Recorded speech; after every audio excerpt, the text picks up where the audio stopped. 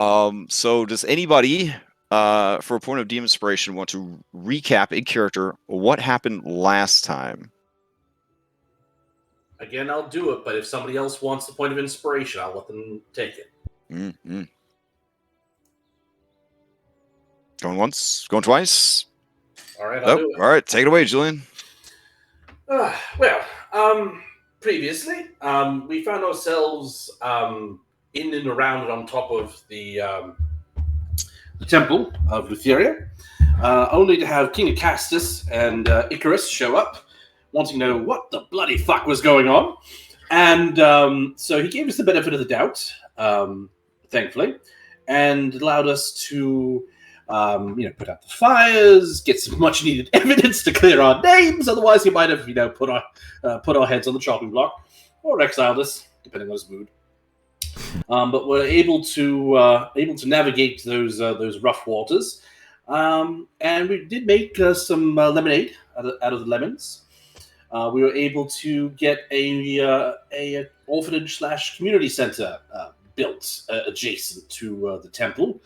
Hopefully, it's just during the day, because at night, the whole orgies and whatnot. And Andronicus was a stand-up chap, and sort of led the conversation with Acastus. He has skill on par with myself, I must say. We further discuss our plans, and it finally comes out that Andronicus is a motherfucker. He fucked my mother. And I didn't take it well, but there was magic involved. Boreas is a very powerful bard in his own right, so just I had to let bygones be bygones, and plus he's teaching me how to wield the battle axe, so doubly so. But I made up for it. Took him to dinner. It was nice. We took advantage of a week downtime as well, doing some research ahead of time. And then we were off to the Mithril Forge once again. After weeks of downtime. We got our Super Soakers, a lever operated as opposed to a pump action.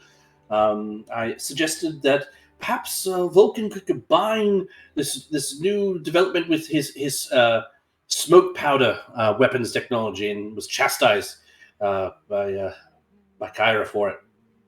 Mm. And as far as the River Guardian goes, Vulcan tells us just give him a smack and he'll turn tail. When we do get to Astoria, we meet with Queen Honora, and she warns us to be more mindful of the River Guardian. Apparently has a thing for nubile maidens and tentacles, and what have you. From there, we pressed on to Woodhike, meeting a pair of artificer gnomes, Finn something for what have you. And they make us a pair of rafts. And we avail ourselves of some of the local halfling edibles. And Oren indulges as well as I do. And he finally finds some peace, some tranquility. And he, might retire here one day. I decide that I want to do some goat tipping and fail miserably at it. But again, I am chastised by my mother, and that's kind of how we left the evening. But a new morning dawns, and I think we're about to head out. All right, good stuff. Take your point of DM inspiration. This music is just the jams. Literally seconds after hosting the video on YouTube, they contacted me. They're like, they were like, sorry, bro, it's always down. Fuck are you, bro? Not as bad as what we used some music from a Godzilla movie in Skull and Shackles last week, and now we can't show the video in America. So I'm not sure what. I guess I'll have to do a lost episode recap for that entire episode. Because anyways, but. You guys wake with the dawn. You sleep soundly, full of the magical halfling herbs and baked goods and honey hams and just cheesy potatoes. The rafts are truly beauties to behold. Do you feel that these 2 rafts will be enough, or do you want to purchase /rent /bamboozle a third, smaller, less cool raft as like a backup. What's the weight capacity of what's the weight capacities of one of these rafts? That is a fair question.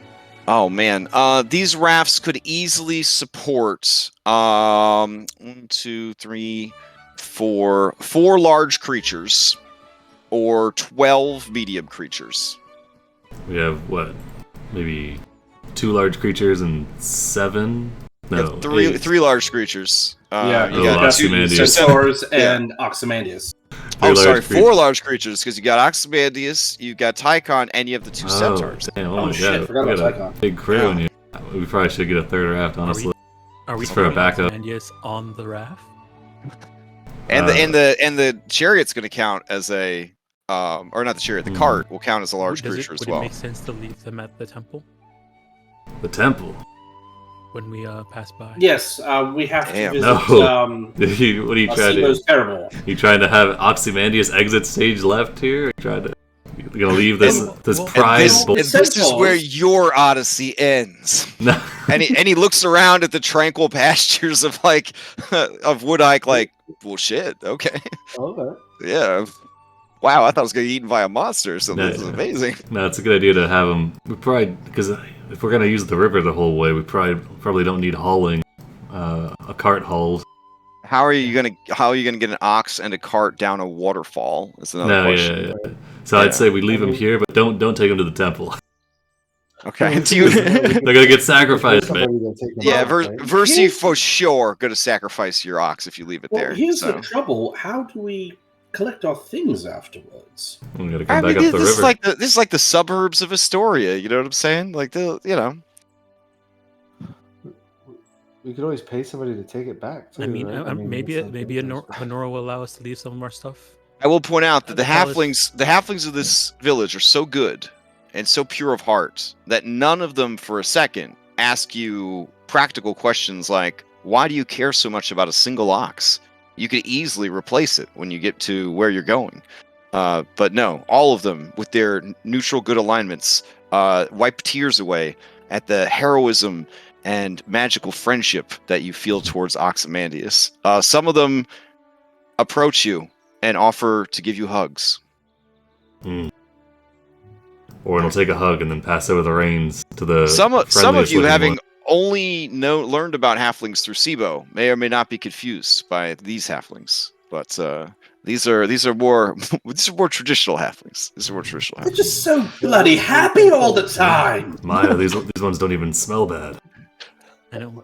It's really nice. I mean, to be fair, you get used to the smell after a while. Well, I mean, they smell like halfling herb, which honestly ain't great, but hey, well, you get used to it. So. Dank fresh. Yeah, Orn will find the friendliest looking one, and I guess we'll pass over the reins to Ozymandias. Okay. Well, you probably want to give this to another halfling besides me. That doesn't seem. You see, we'll find somebody to give Ox. Right. He's earned his retirement. Okay. Yeah, you track down an old halfling woman, and she listens to your tale and says, "Oh, it will be an honor to take care of such a fine and mighty beast for such great legendary heroes." Wait, hold on a second. If we're going to be just giving away Ozymandias in the cart, why don't we trade it for another raft? Why are we just giving up resources for free? I figured we'd come back for him. Yeah, I thought you were just asking this lady to keep an eye on him. Yeah. Okay, well, it seemed like he was, with all the, fond farewells, that he was going to be going to retire. We've been traveling all as long as we've known him. It's, we're saying goodbye for a bit. All right, just making sure. I don't want to leave money on the table. Mm-hmm. Okay. I know this old halfling has she kind of knows that adventurers have a short lifespan, so she's got a good chance of getting a free cart and a free ox out of this deal. So just pay room and board on the off chance we don't come back. Yeah. It's a risky investment, but it might pay big dividends. You don't know. Is there anything on the cart we want to make sure we take? On me now. That's a good. I think we just load everything that's on the cart onto the raft. Now the Tychon is a large creature, so he's got large build, and the centaurs they have come around to the idea of, saddle bags, not saddles, but, they did see when they were in Mitros, saddle bags. And it was one of those things where they're kind of like, Well, just think of them in like pockets. but then they kind of looked into it. They were like, oh, wow, you can carry a lot of stuff in here. So yeah, both of them are actually sporting those now. But it was one of those things where they were like, if we're caught wearing these, we can never go home. Kind of deal. man. But then they were. It's like armor. Is it? Is a fanny pack like a cool outfit accessory? You know what I mean? Like, yeah, you kidding me? Right? Hold my stuff.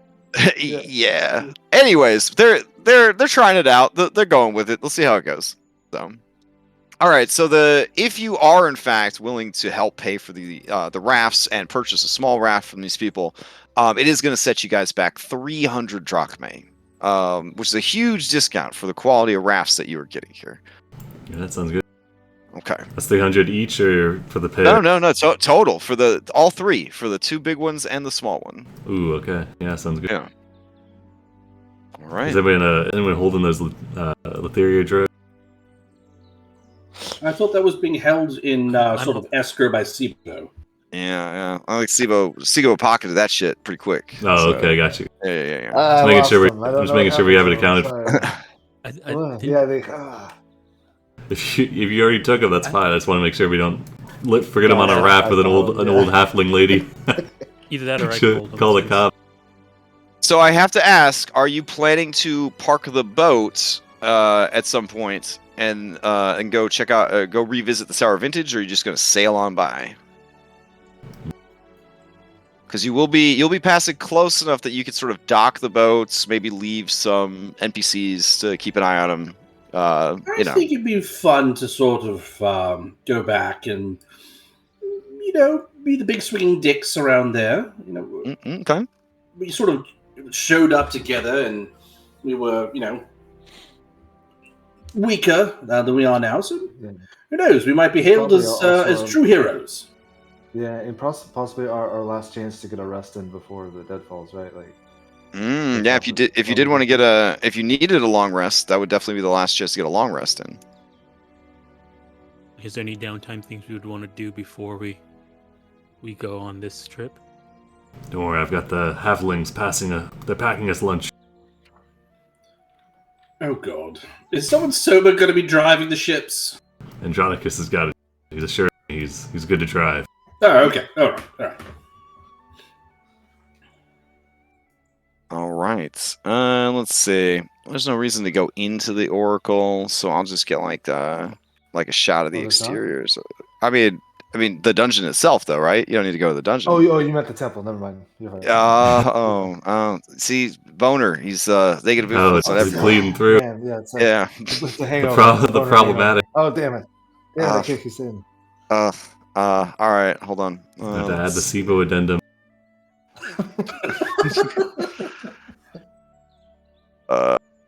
Yeah. I'm learning a lot in the last month. I've learned so much. More than I ever wanted to know about so many things. Alright, let's see. I guess, man, I thought I had some art of the Oracle Temple. I keep archiving things, not remembering if you guys are going to visit them again or not. Let's see. Let's see if I can find something. Okay.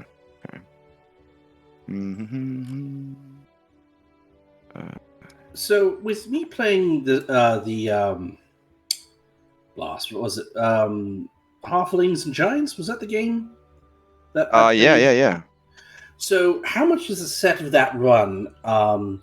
And for one, and for another, is it a game that's strictly amongst the folks in and around Woodhike, or is it a more a halfling who has your best interest at heart sees you eyeing the starter set for giants and halflings, and he says, "That's a long road, a long, expensive road, hero. You sure you want to travel down it?"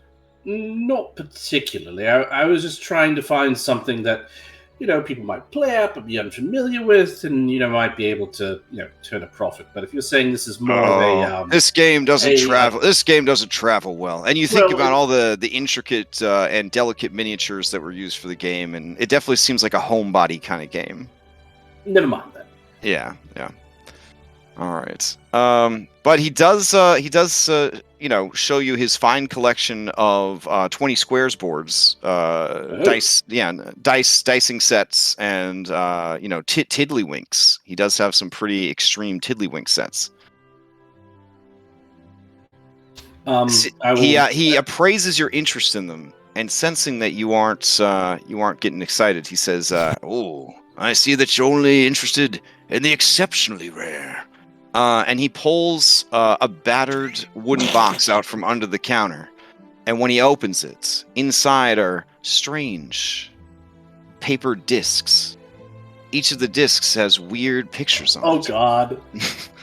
He says, these washed up on the shore south of Mitros.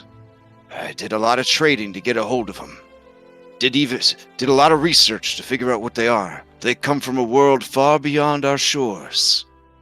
The game is called Pogs. Never heard of it. You stack your Pogs like so, and then your opponents wager Pogs in equal measure. If somebody chickens out, they lose all their Pogs. The stacks can get quite high, as can the stakes. Then he excitedly reaches into the box and pulls out a metal disc. You use your slammer. You slam it down, and he slams it down on the stack of paper discs, and they jump in the air, and like perfect pancakes, they flip over, and they land upside down. And he says, whichever ones you can flip, you get to keep, even if they weren't yours to start with. That sounds like a post hoc rule.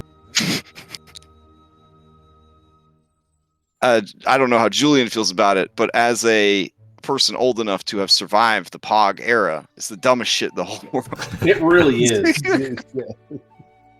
I mean, the economy on Pogs is kind of fucked because you can buy a Pog making machine and literally make your Pogs out of just freaking anything. For me, it came down to the slammers, because in Metal Shop, we would just turn them into ninja stars. I was a real bad kid. I don't know if that's come up before or not. Anyways, yeah, a lot of injuries from being hit by Pog stars, let me tell you. Which, honestly, Pog stars sounds like something that you'd find on the internet nowadays. Anyways, all right. Better check that URL out. Get that one real quick. So... beyond Pogs and Tiddlywinks and some dicing games, that's pretty much what he's got on offer in his little store. Okay. Well, I mean, I'm not looking to buy, but like I would appreciate the 20 square set certainly, and I would let him look at the set that I won. At the Nerd Olympics. Not looking to sell, but just looking for him to appreciate. Yeah, he lets out a low whistle. He said, "Oh, this is the finest set I've ever seen. Well, where did you find such an incredible thing?" He takes out his little jeweler's eyepiece. He's like looking at it. He's like, exquisite. It almost seems like it wasn't made by mortal hands. It wasn't. Feel it, boy, feel it. And he puts your hand on the board. And he says, "Do you feel the thrum of power?" Do I feel the thrum of power? Yeah. Now that he points it out, you kind of do. I mean, honestly, you're kind of like over full of power, as your spell burnouts have shown us.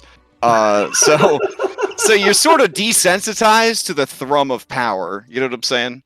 Yeah. Yeah.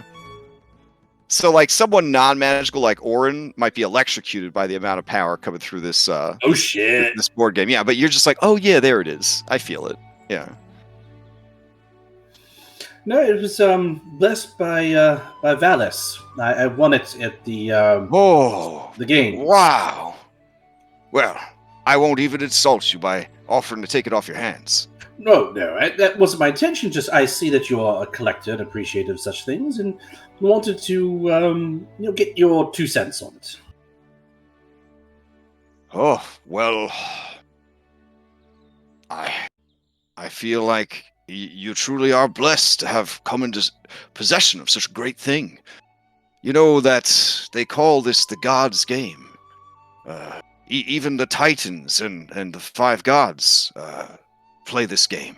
Sometimes it's rumored. Even the Titans, you say? I wouldn't have thought that this would be something. Oh yes, this game is older than the five gods. It's been in Thylea since she first came here and became the land. Oh. It's said that she and Kentamine brought it with them from wherever they came.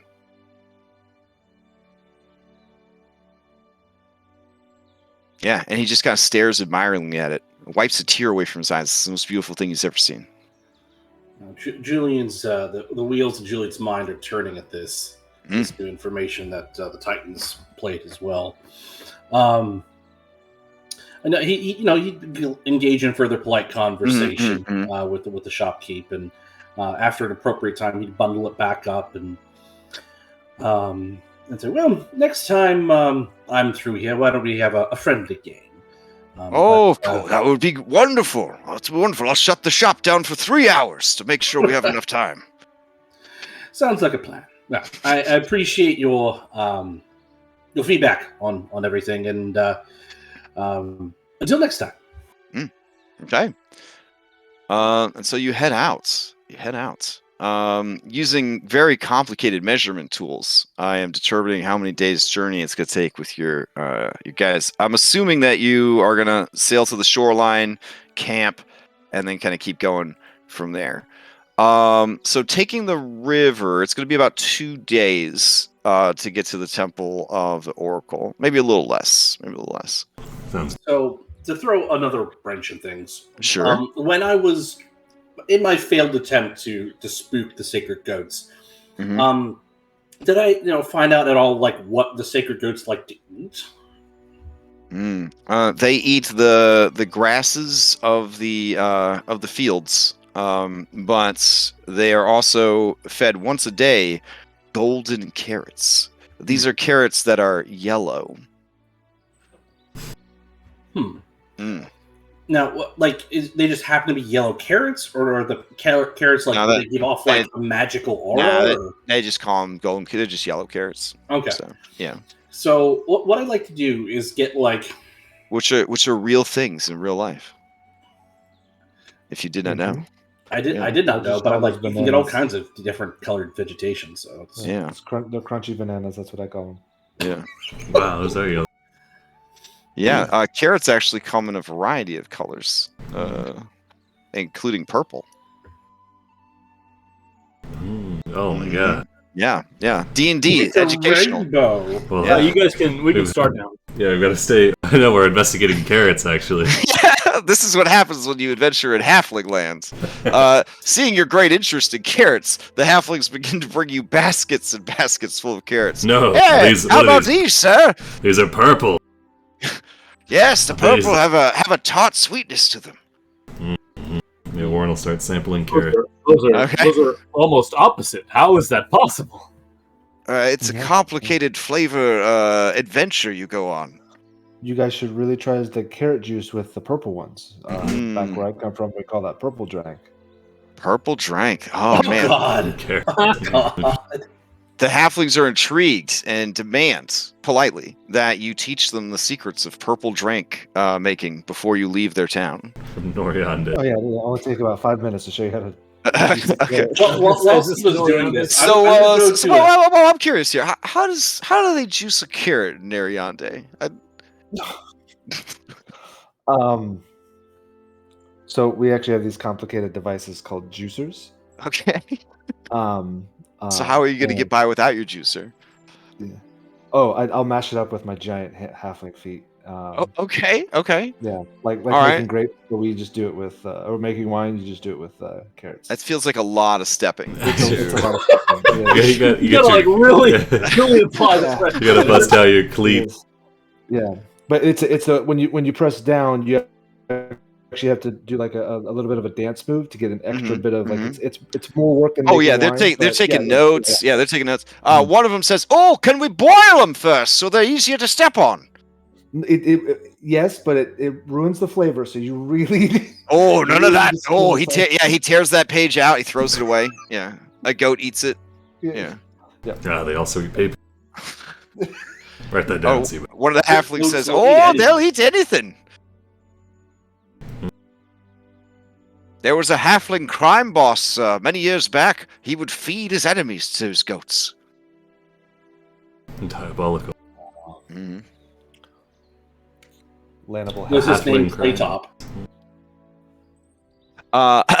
Focus on the back to the adventure. We don't want to bobbling the goblin side quest here. Let's focus. No, I was referencing. We got 500 pages of adventure to get through. We are not going after the ghost of this halfling gangster who haunts the outskirts of town. Oh no, we said too much. I was going to ask if it was a Snatch reference. Oh Rick yes, Top. it totally was. Okay. Yes. Okay. That's what I was getting at. I wasn't trying to cinematic trying to go off the rails. Cinematic masterpiece. Yes. A little insensitive to gypsies, but whatever. All right. So, what now? You guys have any other business in town? Some edibles. Oh sure. Before Okay. we go. Yeah. Some for our own consumption, but also I would like to get a bag of little chalky gummy edibles, and I would like to use the edibles to lure a goat away from the pasture and have it follow us. Okay, you're gonna steal a sacred goat. I'm gonna try and lure a sacred goat away since I failed at it last night. Okay. First and foremost, you need to know about halfling culture and wood hike. The only foods that would not be considered edibles by the I don't know, the College of Mitros, because they're probably the only ones that care about any sort of food safety laws, would be unprocessed foods. Basically anything pickled, baked, anything the halflings were able to get their hands on has now become an edible. Only like raw vegetables and I guess that's about it. Yeah, raw meat and vegetables are probably the only things that's not an edible at this time. So yeah, you load up and you sneak off into the fields. So this is gonna be a miniature stealth challenge. I'm gonna need a stealth check, and I'm gonna need a handle animals check. All right. Well, I'm going to burn 2 of my inspirations to give myself advantage on that. Incredible. I am obviously running the right kind of game that you feel comfortable burning 2 inspiration for this. All right, let's do it. It's a matter of principle. In Dom's game, it's so precious for our continued survival that if I saw someone wasted inspiration on goats, I would kill them. 2 inspiration. Oh wow. Okay. All right. Julian, you meet the party outside of town. Party. You find a note by the rafts that says, "I'm sorry, I have some business to attend to. I'll catch up to you along the way, Julian." And I guess you guys are supposed to leave town without him. All right. Okay. He knows what he's about. Let's go. All right. So everybody loads up into the boats, and Tychon looks around, and he says, "Ooh, I'm gonna need the biggest boat. Is that all right with you, brother?" And he grips your bicep, very, very, very strong grip on your bicep there, Andronikos. Absolutely. I think that you're one of the main reasons we've got the larger boat. I am really big. All right. Yeah, so you guys get onto your rafts and you start to sail out of town.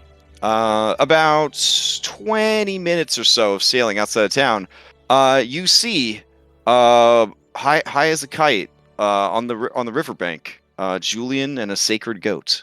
They're sharing some cupcakes and some laughs. Wow. Kyra, who speaks all languages, including goat, has a big smile on her face, and she says under her breath, "That's my boy." Must have woken up pretty early for this. Does how high Julian is right now also give him access to the goat language?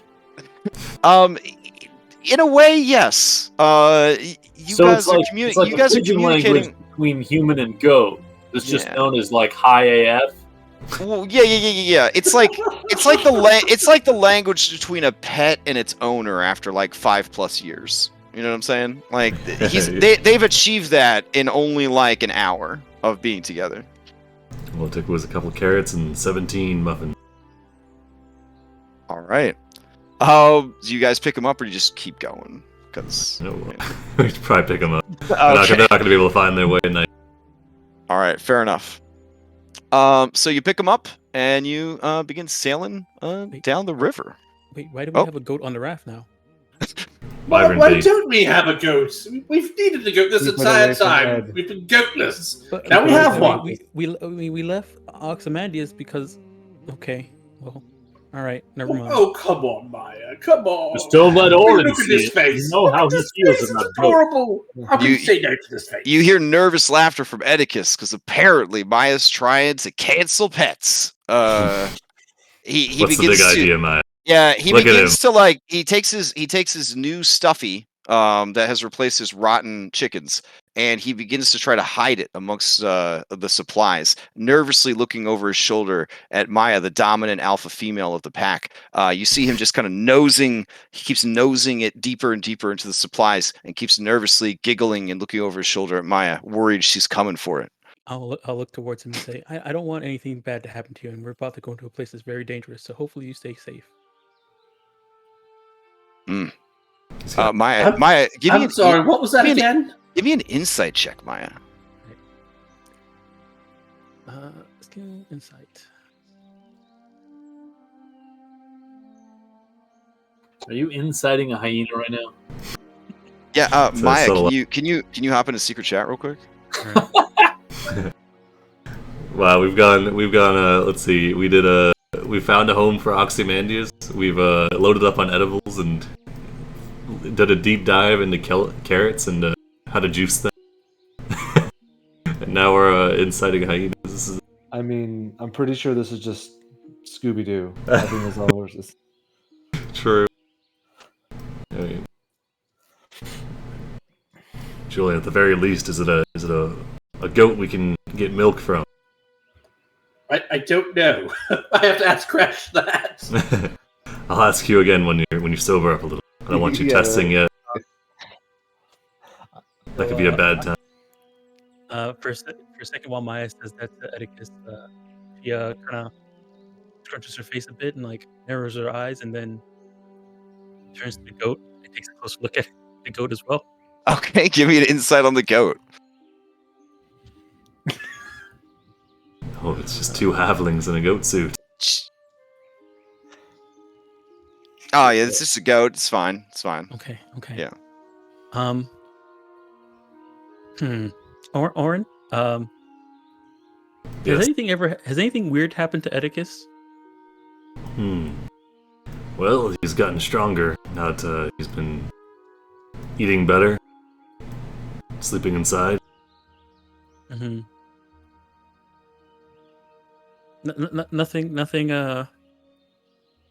Nothing strange, out of the ordinary. Don't think so. Okay. All right. Well, let's get going. Okay. Oh wait, So- no. He would say. Actually, whenever. How long ago was that? Maybe 2 or 3 weeks ago when we were coming back from the Storm Hydra. Whenever we were beset by nightmares after that run-in at Sidon's temple with the Hydra. The visitor that came in the night when he was leaving, or when they were leaving, seemed as if some sort of magic might have entered into Oedicus. Oh, that's right. So okay, because when I was telling him that I wanted him to be safe, there was a bit of a odd recognition in his eyes that it seemed like, I guess whoever visited you is still there and watching. All right, we should drown Oedicus right now. Well, Oh, come off it. Oedicus hasn't harmed anybody. He just harms chickens. Well, what do you know about this visitor, Oren? Not much beyond that they're in the service of Thylea. Seemed to be one of her underworld servants, perhaps. Well, in that case, I guess it's no different than your eye.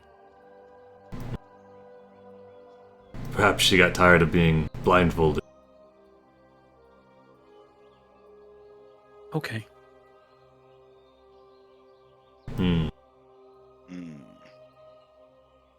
I think Meta Valis said that the blindfold doesn't really do anything, right? She can just see through it. She's got like God's sight. Yeah, I think so. Okay. Or that while you were unconscious, you would basically sleepwalk style just move it out of the way. Shit. Well, better the spy you know, I suppose, than the one you do not. You might as well keep him around. Yeah, I've already invested 50 drachma aid. I know, right? Yeah. That's like, Party funds are already in that thing. Well, It occurs to some of you that with very little effort, Orin has managed to tame this hyena very, very quickly. It's true. Yeah. No, I mean, that makes sense. good with animals. He just got expert training from Telemachus on how to train hyenas. So. Telemachus School for Gifted Hyena. Yeah. Okay. When did you take Etiquette to see Telemachus? I'm a little fuzzy on that detail. Julian, your stone, just tend to your goat. Okay. Oh, speaking of which, I think I would have tried to lure away a lady goat, but did I manage? What sort of goat did I manage to lure away? So, in addition to stealing a goat, you first checked their privates to make sure you were getting the right goat that you needed. I think maybe rephrasing I attempted to lure away a lady goat would probably be in order here. But Boner's influence lingers long after he's gone. Not like that. I meant in order to have a goat so we could have goat cheese and things. Oh, okay. Yeah. Hold on. Lady goats, they have what's it called? Horns, right? Udders. Well, I know. I know that they have udders. Thank you. And a vagina. But I'm wondering if they have horns because I was looking through my goat miniatures to see if I had an appropriate goat. Fair enough. Sorry. Okay. No, it's fine. Let's see. I mean, you're talking to a person that didn't know that. Alright, I googled, do female goats have horns? And it says, myth number 2, only male goats have horns. And it says, wrong, female goats do have horns too. I'll be honest. Smaller. Oh, female goats have horns. Okay, good. All right, thank you, science. So great goat sage. I mean, again, you're talking to a person that until he looked up what a capon was, didn't understand where the eggs came out of chickens. So yeah, the only education I have is things I was forced to learn to run Dungeons and Dragons. Just like pee is stored in the balls, eggs are stored in the butt. Yep. Fact. Yeah. Because I felt vindicated because I always just described laying eggs as pooping them out, and then I was like, they do poop them out in a way. Yeah. So, anyways, you do acquire a lady goat. Okay. Well, Julian, he'll be the one gathering the milk, I suppose. Now, Julian, having a pet is a big responsibility. You're going to have to take care of it. What are you, my mother? No, she's right there. I just glance over at Kira, and then I look at her belly because she told us. Oh my God. There was a big announcement. I just had gas. There was a baby. Okay. Yeah. Yeah, it was a burrito baby. Jeez. I'm not your mother, but I am your father. You're not my dad, Andronicus! You're not my dad! I know who my dad is! Julian, just give him a chance. He wants to be in your life. When you say that, Kyra kind of looks off in the distance at the mountains. She's just like, oh, the mountains. Well, I'm glad we're on the raft for another couple days. I'm glad we're getting this all out of the way in the first 10 minutes of the raft, so we can all have something to think about. For sure. And look, I will look after Fortuna just fine. I don't need any pointers from you. Thank you. Wait, what is the goat's name? Fortuna. Fortuna. Okay. Wait, but why not 4 salmon or 4 trout? I don't like. It doesn't make any sense to me. Oh damn. Yeah. Okay, Kyra gives you a high five for that shit. Yeah. No, I don't know. Really, Oh, you leave her hanging on the high No, five. Oh, I do my. it, but right afterwards, I'm like, no shit. no, listen, I understand because of your height you have to go for the low-hanging fruit, but really, that was just bad. All right, so I'm going through right now, and I'm deleting any random encounter that involves potential Pokemon. We are at our goddamn limit. So I'm going through and I'll get rid of all of them. Julian, don't you mean that was bad? No, I'm not going there. Well, we're still at we lost Ozymandias, but we gained a goat, so it's a net zero. Yeah, Kyra looks at Fortuna and says, I don't know. I look at that goat and I just see maybe Valis would have been a good name. I don't know. Just throwing that out there. I mean, would have been kind of respectful to your auntie, Oh, I stole her. I mean, I don't think that's a particularly wise course of action. You stole the goat? Yes. I mean, I'm pretty sure we could have just asked. This is more fun. I turn They were so nice over there, though. The resident god, and I say, we have a bond of fellowship. Is stealing a sacred goat is just going to bite us in the ass somehow? Oof. I mean, it's probably only sacred to like local nature spirits, nymphs and stuff like that. So I guess as long as you stay out of the area, you should be fine. You didn't leave anything important there, did you? Because they'll probably take out their rage against, something that, personal to you that you left behind. Would the nature spirits really take it out on an ox, though? Oh yeah, I mean, ox is the most delicious thing to sacrifice to spirits, Like, and her stomach kind of rumbles at that. She's like, man, I miss Ozymandias already. I'll meet you all at the sour vintage. I have to go back to. Do you just immediately dive off the back of the raft? Yeah. Like, I clasp 4 arms with Oren and follow. wow. Okay. So we have split the We party. do not abandon our comrades. Well, now at some point We don't have anybody that knows how to steer Alright, goats right now. So what's gonna happen? Oh shit! Yeah, never mind. I climb back on. All right, is later on, much later on, maybe for Extra Life, we will run a one shot starring Oren, Edicus, and a bunch of halflings, and they will have to rescue Ozymandias from some angry nature spirit. Who's pissed off about the goats, and it'll be one of the most redonkulous one shots I've ever run in my life. But for now, Oren, you will never speak of the adventures that you went on.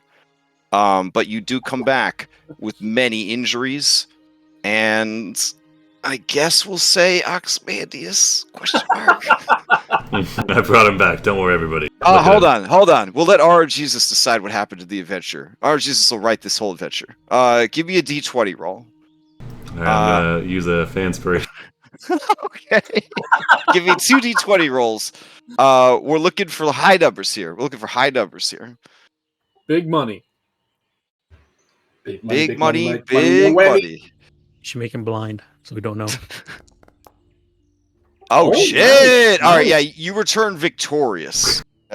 And once the one shot is over, you will remember the magical item you found on the side quest and start using it. It was the friendship with this ox. All right. We Knowing already had Oren- friendship with the ox. Knowing The Oren- real magical Reason item to is the back oxes for it. you make along the way. Seeing Oren return with Ozymandias and knowing Oren when he's by himself with pets, I'll take a good look at Ozymandias. Also, it looks like. You look- Wait, what? Okay, give me an insight on Ozymandias. Like I'm bleeding Lutheria influence into Yeah. Adam. Yeah. Okay, this one seems fine. Okay. Okay. Good to have you back, Ozymandias. Well, now we're at a net bonus of pet. Ozymandias looks at you and nods. He actually. You do a double take, but That's he's the just, sound that oxes make, right? you do a double take, but he's just drinking from the river. Yeah. Thank you, Maya. Oh, God. Good Did that stuff. ox just speak I mean, Yeah, the whole time Julian's so high that he actually understands it. Yeah. Amazing, amazing. Sits there patting his goat. All right. I guess I'll have to learn how to make cheese now. I'll learn Okay. with you. Welcome to the team, Fortuna. Hmm. Maybe there's some cheese learning how to make cheese in this book that I got. All right. Oh, that's a great idea. The centaurs have tried cheese and they think it's gross. They just wanted to remind everybody that when they were in Mitros, they did try cheese and they think it's super gross. So It all depends on the Delicious. and then when they found out how cheese was made, Yep. yeah, Calic threw up. It was pretty bad. So No. Cheese is delicious. What sort of cheese do you oh have? no. Hirax says only a baby would eat would need to drink milk. A grown creature does not need milk or anything made from milk. But You cheese got is mighty weak delicious. bones. So it Yeah. goes no. somewhere with wine. Both centaurs turn their butts towards you and look out towards the river. They want nothing to do with you, cheese meister. Do they flick their tail at him? In that case, I will create a mage hand and I will pinch Halec's butt. Oh my gosh. He Whoa. tries to flick Boner. your mage hand away thinking it is just another fly. Because he's a horse. Anyways, Do we need to call So- HR? Yeah. I need a water vehicles check for the day's travel, a perception check to avoid hazards, and a survival check because Dungeons and Dragons. All right, so what? If any of you was a ranger, I wouldn't ask for any of these checks, and your lives would be perfect. Corinna! Corinna blushes. That is says- why we have so many NPCs. She says, I will roll the survival check, but I am no ranger. I am still training. I will. And Alright. Kyra You got- leans down to you, Sibo, and whispers, she says, NPCs are different than PCs. Try not to rub it in. Oh, okay. Yeah, at least you can't Would pick you anybody up from zero. How's everybody on perception? Can +5. I make my water vehicles check using strength, saying it's for steering the rudder and Ooh, that's some good bullshitting. yanking on them sails? Yeah, that sounds good. I like All that. right. Bullshitting So the I'll do a cornerstone strength of roll, but tabletop. It'll be I'm proficient, so it'll be plus whatever our proficiency bonus is right now. Okay. If you're trained in athletics, I guess you can just do that. Now. Well, you can change. Oh yeah, that's true. I'll just do an athletics check then, because it'll be the same number.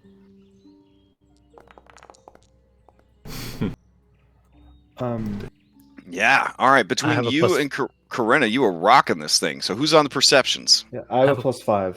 Okay, I have +4, so you can go ahead. Okay.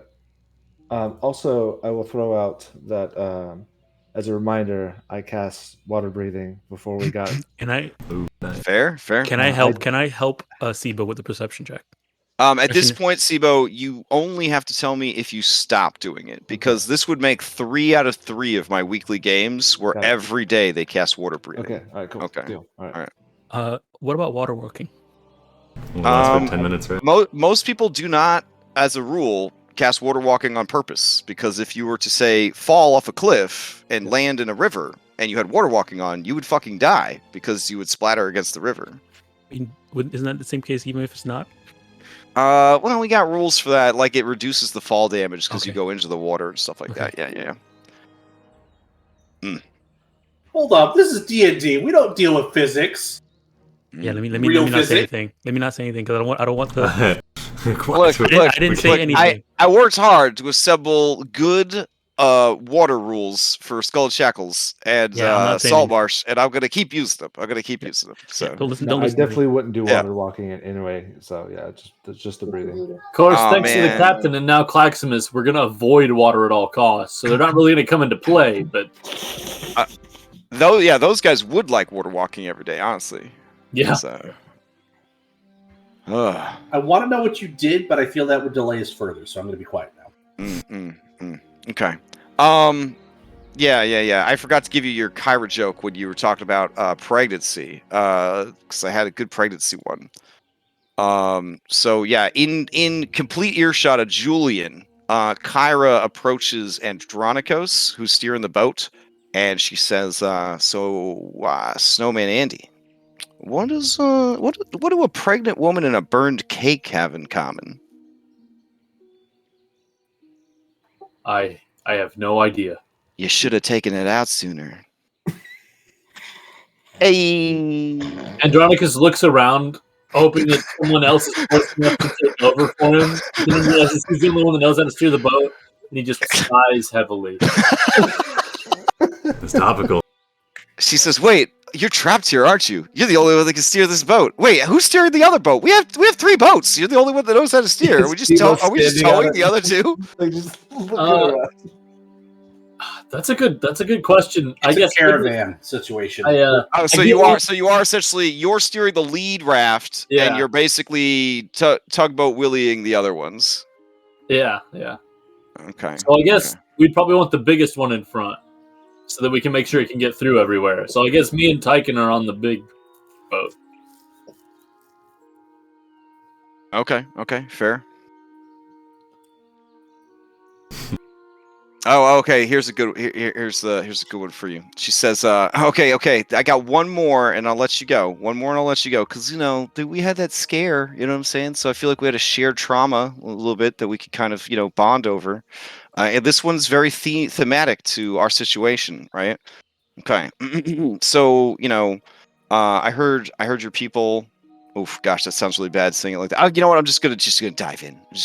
I heard your people give birth underwater. And Well, I mean, they say that's less traumatic for the baby because it's in the water, but it's certainly more traumatic for the other people in the pool. so you said that was the last one? Yeah, that's the last one. I got other stuff to do. Okay, she wanders off.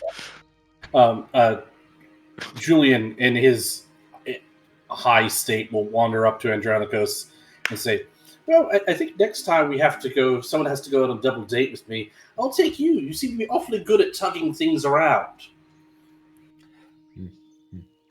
I jerk on the sail so that Julian stumbles. What was that for? I thought I was being mildly amusing. I'm taking my goat going to the other side of the raft. All right, so Sibo, Cairo approaches you and says, "Okay, I actually had 3, but I promised him I wouldn't tell the last one, and I got to tell somebody." So, Sibo, can you just hear me out on this one? I'm listening. Go. All right, it's baby. We're telling baby jokes, but he was getting real awkward about it because there's that thing, whatever. Julian's actually cool with it because he's so high. Okay, so baby bottles or whatever, yeah, So how does one sanitize nipples? No, not at all. Yeah, you just bathe daily and wear a clean bra. You know what I'm saying? Beats boiling them in a saucepan. Nice. Yeah, no, that's right. Actually, that's 100% true. Yeah. Do you think that would have actually done psychic damage to Andronicus if I had told him that one? Yeah, probably. I have regrets. I will tell it to him later. Oh, sweet. Thank you so Andronicus much. raises his hand to his nose. That's where, some a little bit piety of for blood is coming out. Sibo, my favorite, she shouts at the river. Fuck. All right. Hold your on, check. I thought I was your favorite. It's not fair for you to be my favorite. That would be nepotism. But I'm actually trying to be your favorite. You can't be my favorite. That's bad PR. If you're my favorite by default, then all my worshippers are going to be why bother? I'll never be first place. I stole this fucking goat! Well, I hope you stole it for good reasons and not just to impress me. I stole it for a variety of reasons. One, it was funny, or I thought it would be funny. That was pretty funny. Cheese. Cheese is good. It's a dangerous road. Our family has a bad cholesterol issue, so you gotta watch the cheese. Oh, okay. I mean, you've seen your uncle. That is fair. That is more than fair. I mean, how could you not see your uncle? Am I right? Hey. Oh dear God. Oh, now Julie at this point is having flashbacks to when Pythor was rolling around on the ground on all fours with porcelain, and we saw his junk hanging out. and he goes back to defeating Fortuna. Okay. And I thought Vulcan was the only one working with a hammer. So your first day, your checks were solid. So very, very good checks. no bad things happen. No interesting things happened. And to keep things quick and clean, no bad things, no good things. It's just a zero-sum day of travel. That evening, Orin does arrive with Ozymandias after their amazing adventure that they're not allowed to talk about until further notice. He does bear a medal, like the ones they give out at the end of the first Star Wars movie. He has one of those on. But not for Chewbacca, right? So he's got one, but not Ozymandias. Yeah, exactly. Right. Yeah. I feel like that's really insulting to Chewbacca, who's... It really is, because I got showed a thing online where Chewie is actually the human in the relationship, and Han is the dog. Is his dog, right? Because of lifespans, yeah. Yeah. It's the only way it makes sense. I mean, once we find out what happens in that adventure, who knows? Maybe Ozymandias does something really, really good. Which, honestly, if you were surrounded by a bunch of dogs and they were giving each other bones, would you really be insulted that you didn't get one? Right. You know what I'm saying? Yeah. So I think Chewie's okay. I think he's doing all right. So, I think after the Clone Wars, Disney's not done. Sus of humans. Yeah, but Disney ain't done with them. I'm sure. I'm sure there's going to be some kind of like dinosaurs reboot starring Wookiees. You know what I'm saying? That's my prediction for 2022. Anyways, all right, you guys camp. You wake up the next day and hop back on the river. You should arrive at the Oracle's Temple right around sunset, if all goes well. Give me them 3 checks: survival, athletics, perception.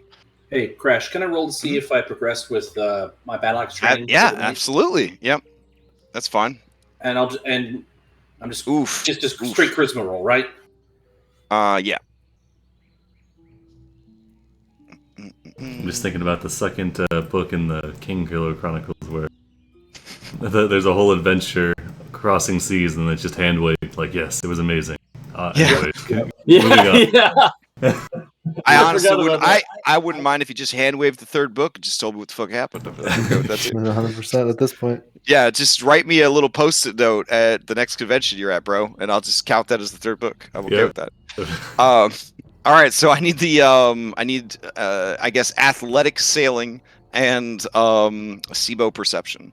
I did the perception. Okay. Nice. All right. So we're just waiting for Andronicus, who's probably still rolling on the floor laughing from that great pregnancy joke. Yes, that's why you can't exactly see what I'm doing. All right, SIBO, you see it and point it out very quickly. Unfortunately, Nat 1 Corinna and 11 Athletics Andronicus, who is steering 3 rafts, they are not able to get out of the way. You guys careen into an outcrop of stone. The 3 rafts all smash together, and you lose the whole day of travel. Okay. All right. Good job, Corinna. Maybe we should have hired. Hold on.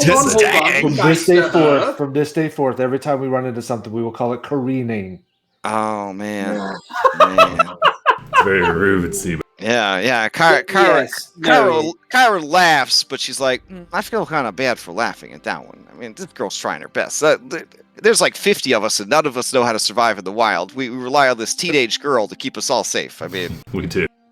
You're right. I apologize. My joke was I'm sorry. Yeah. Also, I'm pretty sure her survival checks are to look out for like sea monsters and shit. You know. So yeah. Yes, you know that thing. I know, but I couldn't call it Andronicus. And grab a small creature like yourself. I couldn't call it Andronicus thing. It was just too close to the word careening. So no, it was low hanging fruit for sure. That's what I do. Okay. Well, you know. He tries his best, and she goes up and she kind of like puts her hands on Andronicus' shoulders, gives him a little squeeze. So Daddy's trying his best, guys. Daddy's trying his best. So one big happy family, huh, Julian? I am never introducing you to my children.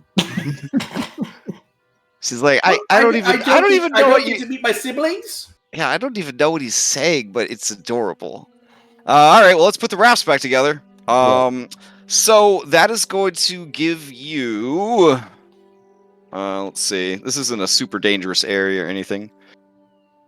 All right, 3 misfortune tokens that you could spread across the group. If you want, you could give it to the 3 people who are supposed to roll those checks, but I'll allow you to decide how to distribute these misfortune tokens. I'll take a misfortune token. Okay. And then the other 2 to Sibo. Are we in agreement? Okay. I don't have any, so that's fine. I'll take them. Okay. I I know got 2 one too. misfortune tokens. All right. So, Corinna wipes her brow. She was so nervous she was going to get a misfortune token. She's saving up for some real special leather armor, so she could look like an Amazon. But, oof, that was a close one. Wait, she doesn't have armor? Well, she's got leather armor. She's got regular leather armor. She It's wants the NPCs, special I armor. guess. Okay. They work different. Yeah, they work differently, et cetera, et cetera, et cetera. So, See, you see, her savings account isn't hooked up to a checking account. And... So you guys sleep, and then unfortunately it's going to take another day, so you'll actually arrive at the Oracle's Temple around 11 a.m. Right on time. See, just like we planned it. All right, so give me a new check then. Crash, real quick. Yeah. On the 15 from the previous night's training, would you say that's a pass or a fail? Oh yeah, 15s are yeah. That Oh. we'll just set all the hand waving camping at 15. For because I think that's the worst it could be. So we'll just say yeah, okay, go for it. Okay, cool. Okay, wow, yeah. Let's see how Corinna does. Here we go. Can I relax in solitude? Okay. Yeah, you guys make it by 11 with no additional complications. All right. What day are we on? At this point? Wait, hold on. Third, right? I have this encounter. Sorry. Around 10 a.m. Around 10 a.m. you see a person bedraggled on the side of the river. They look lost and confused, and they are only wearing their underpants and a leather collar. Yeah, the man sees you and begins to wildly hail you from the shores. Hey! Hey! Oh, hey, over here! Please, come here! Help me, please! Insight check. Okay, sure. Yes. I grab Kira and I said, now hold this here and this and don't move. And then I just dive in to go over to the shore. Oh, fuck, I hate swimming. All right. She's like, hey, DM, can I just use, I don't know, my dexterity score or some shit? Because you got to be fast to steer a boat. I don't know. Whatever Adrox just said, but with dex. All right. Wow.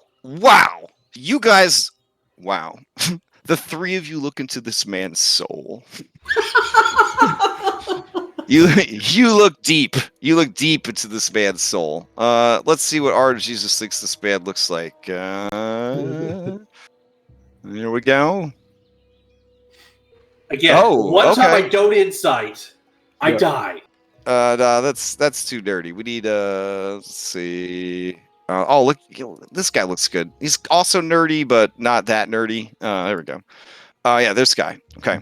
And you look deep into his soul, and you see, like if it was a movie, it's like you travel into his eyes and back into his life. You're there when he's conceived, and you got 2 nat 20s and a 20 plus. So yeah, you fucking deconstruct this man and put him back together. What you see is a man who is traumatized.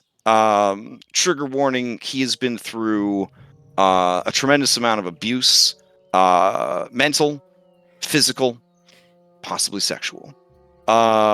He is bruised, he is beaten, he has whips, and he has nail scratches, he has burns on his body.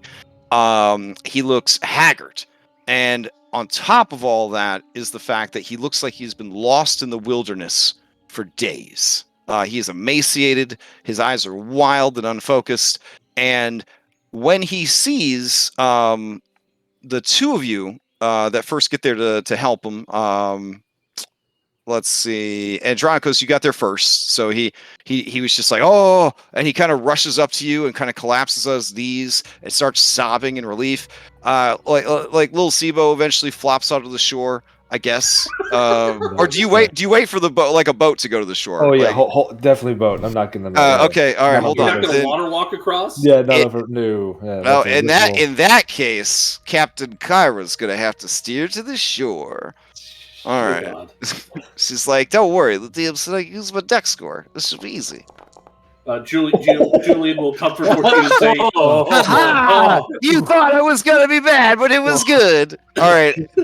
And she does like a sweet like emergency brake turn and kind of like and then all the other boats kind of like little ducklings just sort of against the shore, and you hop off, Sibo. Yeah. Okay. Well done. All right. Hey, it's nothing. It's nothing. So you just need to convince you to have to roll for stats next time. That's what the 5 gods did. We just rolled for stats. We just bullied the DM until we 5d6, keep the highest, re-roll anything below a 30. You know what I'm saying? That's what you got to do. Didn't even question him. We all had 18. Yeah.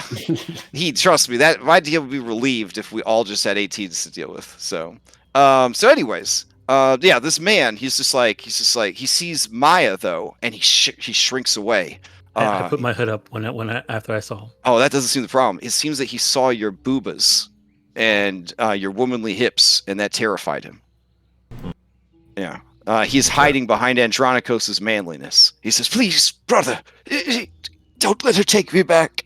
No one is. I want to die take free. I want to die free." You don't have to die. Who are you? Eldritch Blast when I hear that. What are you doing out here? Well, hold on, Oren. Hold on. I think a little bit more good cop than bad cop is in order, and Julian will proffer this bruised and damaged person a drink from his wineskin. Yeah. All right. This man's name is Pammon. Pammon. And Pammon says, "Mistiosis, please listen to my story." Do you listen to his story? Yeah, I mean, you already parked the boat, so I mean. Yes, we Okay. do, but All right. I think we keep an eye out for whatever may have been chasing him. Around what time is it when we? It's about 9 in the morning at this point, so you're 2 hours out from the Oracle. Okay. The man says, "Please, first, where am I? Am I in the Heartland still?" Like we are in the Technically, Heartland. yes, right? Yeah. Yeah. I am trying to find the Sour Vintage. Do you know this place? Yes, we've been there a few times. Oh, I was waylaid on the road to the Sour Vintage and taken prisoner. There were bandits, you see. Mercenaries, Mystioses like yourselves, but different. There were minotaurs and burly men and women. They accosted me and my group. We were headed to the Sour Vintage for a holiday, but they took us captive and they brought us into the old woods to a rocky, treacherous place. There was a great tower, and it loomed over everything. They brought us inside the tower, and they brought us before the most beautiful woman I've ever seen in my life. She was playing some sort of instrument, and then my will, it left me. I was a thrall at her command. My sister, who was with us, she was unaffected by the instrument, so they beat her over the head and dragged her away. I did nothing to stop them. And then, he begins to sob. I spent countless days into weeks perhaps even, in pure debauchery, drinking fine wine, eating delicious food, and making love to beautiful people, and being made love to in return. He shudders. It was horrible. How'd you manage to escape? I took a tumble off the top of the tower. Oh dear God. Yeah, somehow the fall did not kill me. The goddess Kira must have been looking out for me, as she always looks out for those faithful to her. And on a broken ankle, he shows you his broken ankle. It's bad. It's like swollen. There's like maggots crawling out of it. I began to wander the wilderness looking for aid. I was accosted by a trio of goatlings. And before they could kill me, they got in an argument about who should get to eat my eyes and ended up killing each other. Another great blessing from the goddess Kira, who always watches out for those who are faithful. Then I wandered some more. There was a great wild bear. The bear, I thought for sure, was going to kill me, but she mistook me for one of her cubs. She took me back to her cave, and she made me drink of her teat, and then snuggled me until she fell asleep. Yet again, another blessing from Kira, who watches out for those who travel and those who love music. I then escaped from the bear and wandered and found this river and saw you. And that is the story I have told. And he collapses. Damn. I turn to Kira. Oh yeah, psh, that was me. Orin's gonna Insight check. Orin's gonna kneel down No, not really. Julie just cocks an eyebrow and just shakes his head. he'll kneel down next to him and start to kind of work on his ankle. Okay, yeah, give me a medicine check. And I'll pump in a cure wounds. Okay. Well, I think you found one of the instruments from That's that what I was story. thinking. It's true. Ooh, Orin, it's real bad. It is beyond your ability to heal. There's a virulent disease making its way through this man's body. A disease, you say? Mm-hmm. Drop 5 points and lay on him. He doesn't have it anymore. All right. As you are healing the man, Kyra puts a hand on your head and tosses your hair and says, "You have a kind heart, Sibo. That's why I love you." And as she says that, a trout jumps out of the river and bites you on the face, and you lose those hit points. So watch out for those trout.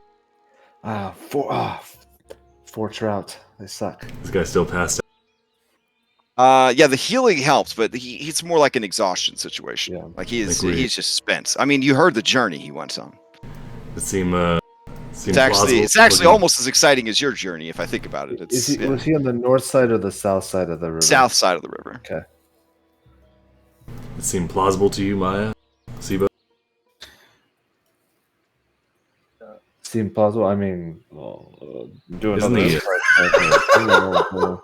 I only saw part of that outline when it popped up. It looked like something else at first.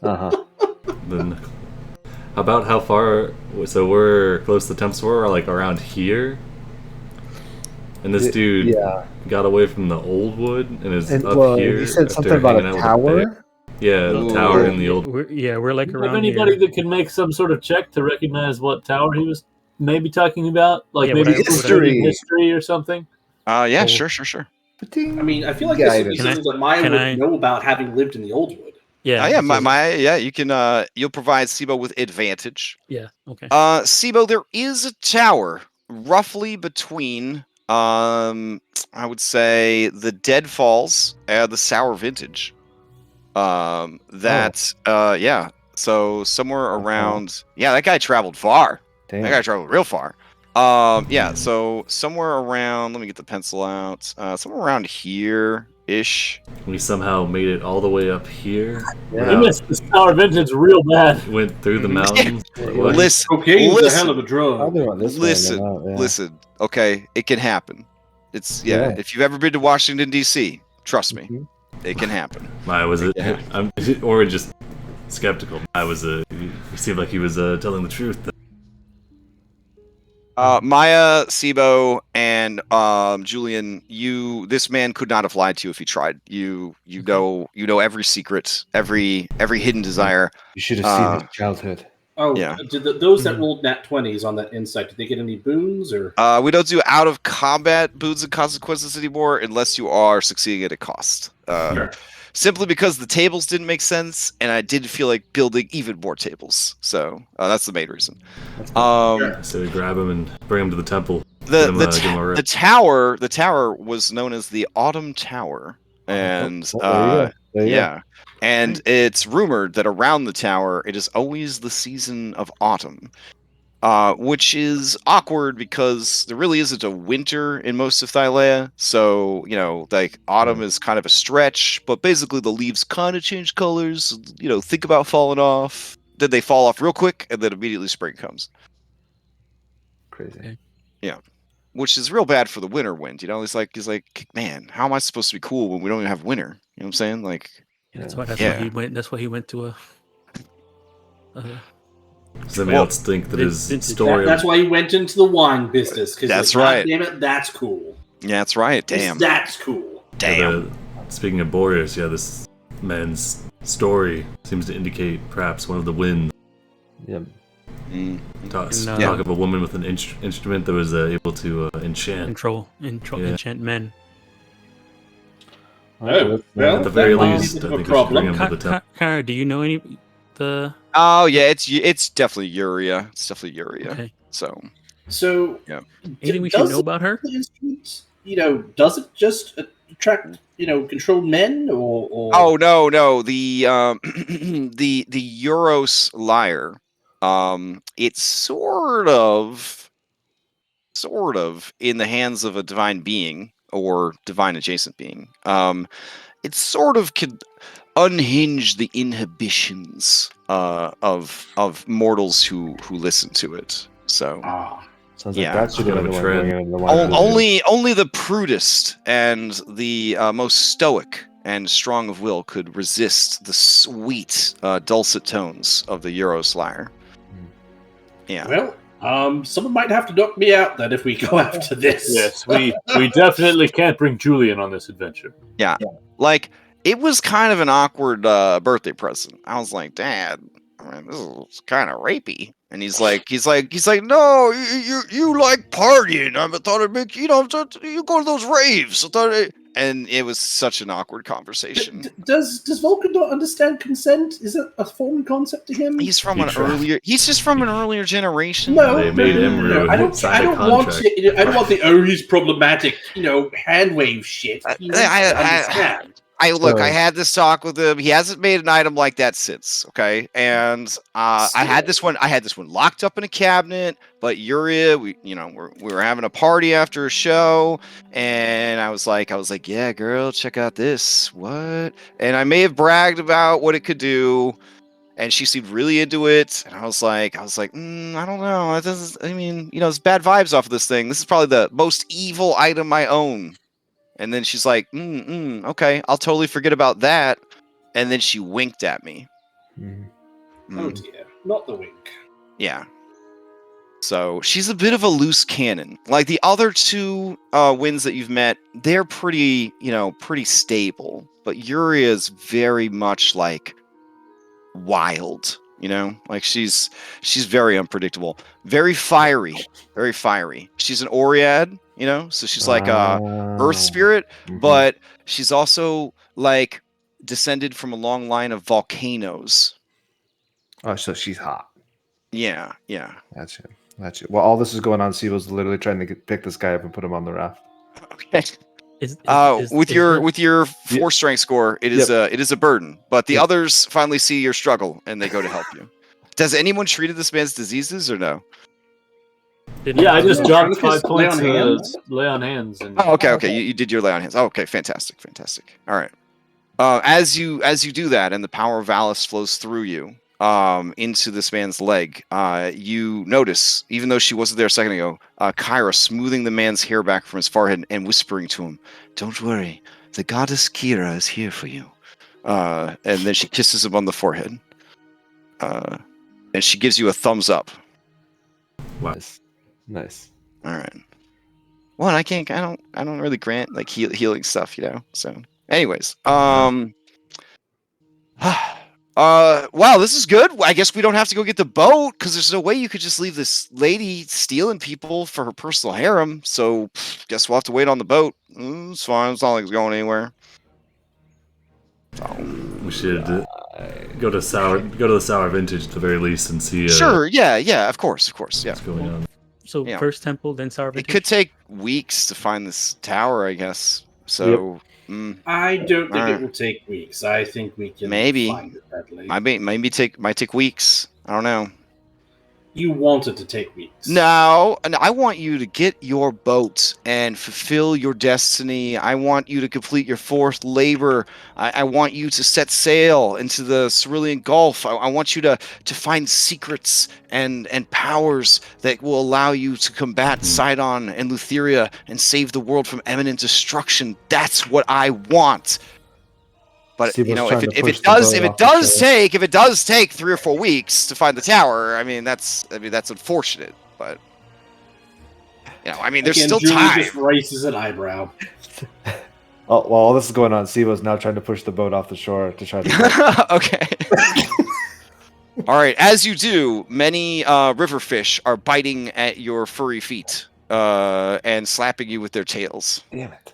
Yeah. Uh, Corinna says, "Why do animals hate you so much?" That's a good question. That's a good question. That is a good question. What he's not telling you, Corinna, darling, is that his what's the word? Paramour. We'll go with that. Yes. Hubris? She's very jealous. Oh. And doesn't like it when other ladies show him attention. So Versi is punishing him. Well, I mean, yeah. Corinna looks left. She looks right.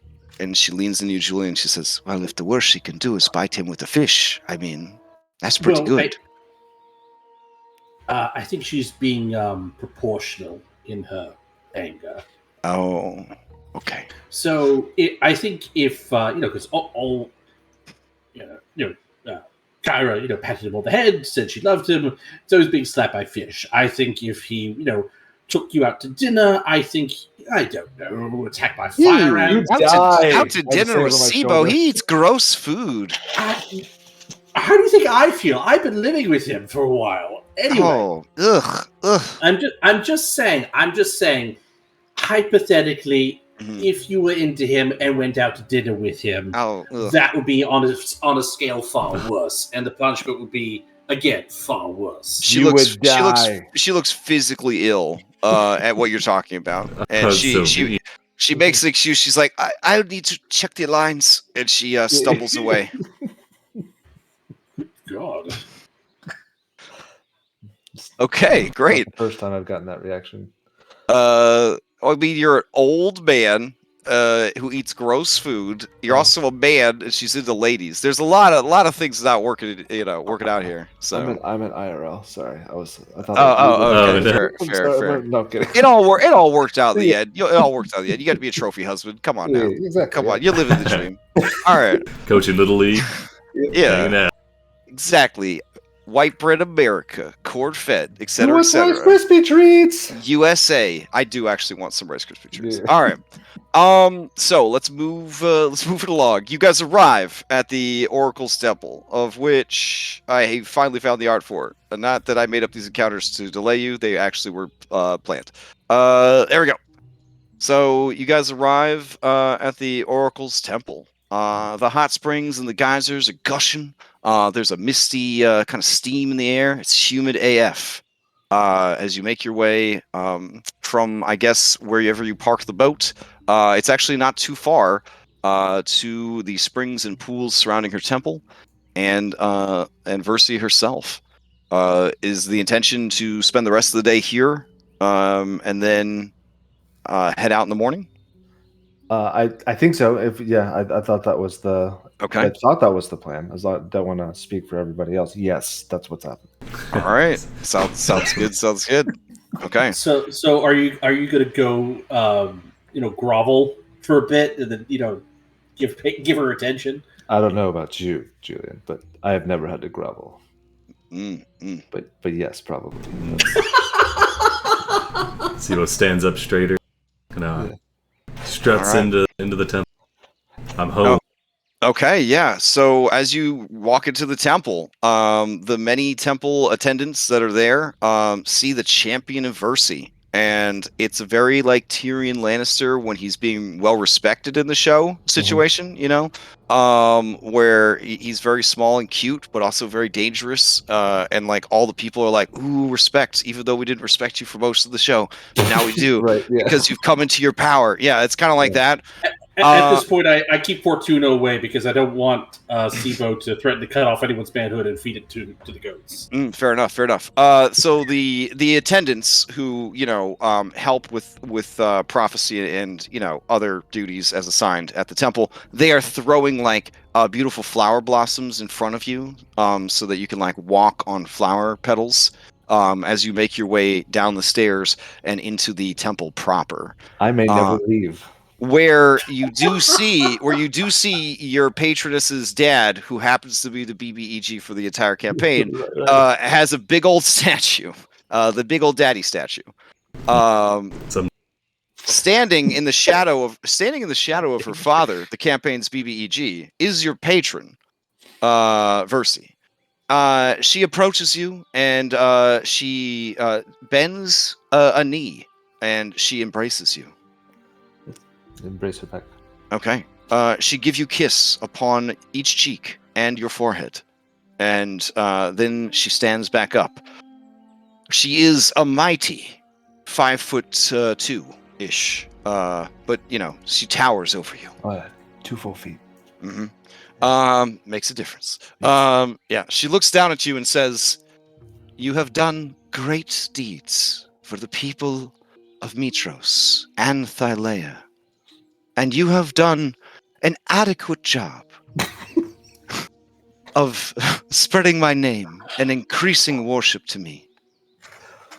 Thank you, champion. You and your allies are honored guests here for as long as you need to stay. What can I do for you?" Did we get the dude's name, by the way, that passed out? Pamin. Yeah, Pamin. Pamin. Yeah, I'll obviously let them know we have a man who we found who. Then he will be cared for. It is fortuitous that you, my champion, stumbled upon him and brought him to me. We will do everything we can for him. He might be afraid of ladies. Yeah. So I don't know, blindfold him or something. I don't know. Yeah. That'll make it worse. That'll make it worse. Proteus. Yeah, she starts snapping her fingers, and old man Proteus comes out. Yeah. Good to see you. How's he looking? Yeah. You're looking healthy. I mean, how does Proteus look? Thanks to magical healing, and maybe lots of care and attention from many priestesses, he is looking spry and well recovered from his many grievous injuries. Only we could have gotten to you sooner. As you say that, he stops walking and he just scowls at you. I'm gonna go unload the raft in the portal. All right, he composes himself and he says, "Champion, you have returned. I heard the snap of a man being needed. Here I am." Yes, gentleman on the raft there needs assistance. Yeah. All right, Proteus begins to disrobe, and Versi says, "No, he just needs medical attention. He has been traumatized by the fairer sex. When he awakens, I want him to only see your wise, wizened face, friend. So please keep your clothes on." And he kind of grumbles. And he says, "All right." And he goes to attend to Pamin. Has Proteus gained a whistle or something like that on his? A whistle? No. Why is he even? I don't know. That was like a long time ago. I did. No, not you. No, not me. Him walking in and deciding the first thing to take off his clothes. Oh no! I mean, part of the prophecy that Versi and her peeps do is, they have intimate services as well as part. Yeah, which was established early on. Yes, they are a massage parlor plus. Oh yeah. I understand. Yeah, the prophecy has many forms. So he's the only man on staff. So which is kind of strange. I think they'd be more inclined to. Mm-hmm. Well, the problem is Versi gets very jealous about men. So any decent looking men, she doesn't like anyone else to go near them. Yeah. So yeah. What I'd like to do is, I presume we've given like some kind of, sheet or wrap or something like, Paimon is, clothed once more. Yeah. Sure. So what I'd like to do. I mean, it's ancient Greece, so you literally wrapped a sheet around him. He's clothed. Yeah. Okay. So, is if he's still out, I would like to go up and I'd like to meet Proteus there, and then I'd like to put basically an I heart Kyra tattoo on his chest using prestidigitation. So when Proteus takes him to the back, he's gonna see it. Okay. Yeah, I think it lasts for like an hour. Temporary tattoo. Yeah, it lasts for an hour. Yeah. Okay. Yeah, to get this I can man do like cold 3 chilled. symbols. All right. Fair enough. Is there any other things that you need done at the temple while you wait for this guy to recover or rouse? Did you have more questions for him? I guess is the other question. I think that I would probably do like a strategy session. Probably here's kind of what we're dealing with. Here's what we're doing. Okay, yeah, sure. Everything else is being written down, so this is easier than text. So we all get a missive. Yeah. A missive from so Sibo. is this just you and Versi, or do Oh you yeah, guys? Are you guys? I would not invite the rest. No. Oh damn. Okay. So here's a slice of life. You and Versi, you're both working super hard. She's got her readers on. It actually has three lenses because she's got 3 eyes, and she's not comfortable showing her third eye in front of anybody else. But you're when you hear your family kind of thing. So she's got her readers on, and you guys are going over like notes and all the things that you've done. You're working on like PR slogans. Social media is not a thing yet, but there's a lot of work being done with messenger birds. So she's kind of looking into that industry. Becoming a god is there's a lot to it that people don't really understand, but you're seeing the process behind closed doors. It's a lot of work. And everything's cool. Everything's like really good, right? Everything's really good. And you kind of head over to the chalkboard, and you're kind of like, you're drawing out some like diagrams of like, poll data that you got, like how cool is Versi, and you're like, like what demographics she's hitting high with, whatever. And just out of nowhere, she goes, "You never tell me any jokes." Oh fuck. I'm not really good at jokes. Oh. I kind of just say words. Because I had a vision of you telling a very funny joke to Kyra, so but I guess it's okay to joke with her. Well, so jokes generally you kind of have a setup and then an exposition, and then a punchline, right? Yeah, so I don't do that. I see. So I don't understand jokes, is what you're saying. I'm not good at those kind of jokes, but I can kind of observationally mention. Am I a joke to you, Sibo? No. Oh, so I'm not funny. Do you want to be funny? I think you're trying to avoid answering the question. Do you want me to tell you a joke? Well, I shouldn't have to tell you to do things. You have your own free will. You're not my slave. Okay. I think if you find me funny, then I have told you a joke. But if you don't find me funny, then I'm just not funny. So, all right, give me a persuasion check. Guidance from her. All right, because warlocks, you're not taking power from her. She has taught you how to access this power. Like it's very important to know the difference between divine magic and warlock arcane magic. Okay.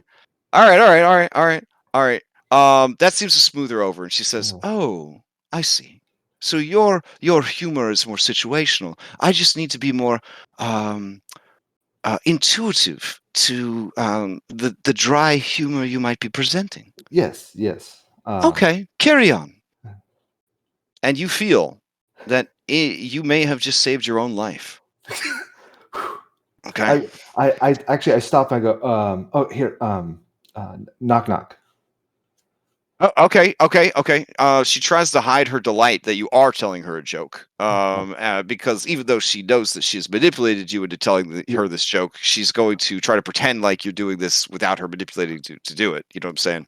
I'm drawing on some real toxic relationships I had in my past. Oh, jeez. Yeah. All right. So she says, who is there? Interrupting Ankeg. Interrupting Ankeg. I don't actually know what they sound all right. like. Yeah, she I feel like that's how they sound. yeah. She screams in terror, and man, what is her whole spiel here? Somewhere outside the room, there's like a scream. It's like wow, or like looks up like oh, there really is. Yeah. Okay, so she screams in terror, and then she misty steps to the other side of the room, and you see sea kelp begin to rise up out of the ground to entangle you. Oh shit! I misty step away. Okay. And then she kind of calms down and. Give me another persuasion check. Or performance, because you did tell a good joke. But I guess the problem is there's no Ankhegs in Thylea. Yeah, exactly. Yeah, that's how I was trying to fix it. Okay. All right, guidance. Why would you just do like interrupting basilisk? Why would it have to be odd? Okay. She lets out a shuddering breath, and then she starts laughing in sort of like an awkward, wild kind of way. Okay, and then after a couple of minutes of awkward laughter, she wipes the tears away from her eyes, and you guys continue your work. Okay, see? And that's your little slice of life with your patron. Okay. That wasn't scary at all. I want anyone who wants to play a warlock with an active patron to take fucking notes. And also talk to Cadenix, and maybe you'll change your mind. All right. Yeah, so, I'm beginning to think, warlocks, being a hexblade, maybe that's not worth it. You just gotta find a really distant, like a cosmic daddy, one that's like not around a lot. Yeah. The hexblades are kind of safe. Literally, like powerful beings had like a shitload of those things forged during the Fourth Age of Magic. Just dropped them off all over the multiverse for people to find, and then they just spy on people through them. That's all. Okay. Yeah, like a Kentamane hexblade, Yeah. Anyone rocking a single level of hexblade, they're like the bottom of the pyramid scheme. You know what I'm saying? Like they got a couple of cool sign-on bonuses, and then they don't know that like Google's collecting all their data. Essentially, like everything they do, everywhere they go, the sword is just reporting back to headquarters, like everything that happens. Yeah, and that's how hexblades work at low levels. It's like my hyena. Wow, I now have zero desire to play a warlock ever again. But that's what makes them so tempting, because mechanically, it's the best single level multi-class you could ever take in your life. Like you get there's so much siding. I understand that. Yeah, but it's just like I played a warlock in a one shot on a lark, and like thinking of playing one in a campaign it makes me kind of ill because like I got mad props relationships for any players who don't multi-class warlock. I got mad props for those people, because it is a rough class to play, in my opinion, once you get into the higher levels, because that spell slot shortage, you feel it. You start to feel it. Yeah, when everyone else is like literally casting two spells a turn, or something like that, and you're just here like, I have 3 spell slots. What am I gonna do? I don't know. If I use them, you're gonna Eldritch Blast like you want to. You little warlock. You. Poor warlocks. All right. So that's your slice of life for that. You guys work on the ad campaign or whatever. Do you tell her what's going on with this tower or no? Yeah, I'll also mention that as well, because I hold. Yeah. So Versi says, we have heard reports of travelers going missing on the road, even those that were journeying to see me. This is directly affecting our bottom line, Sibo. This is something we will definitely deal with.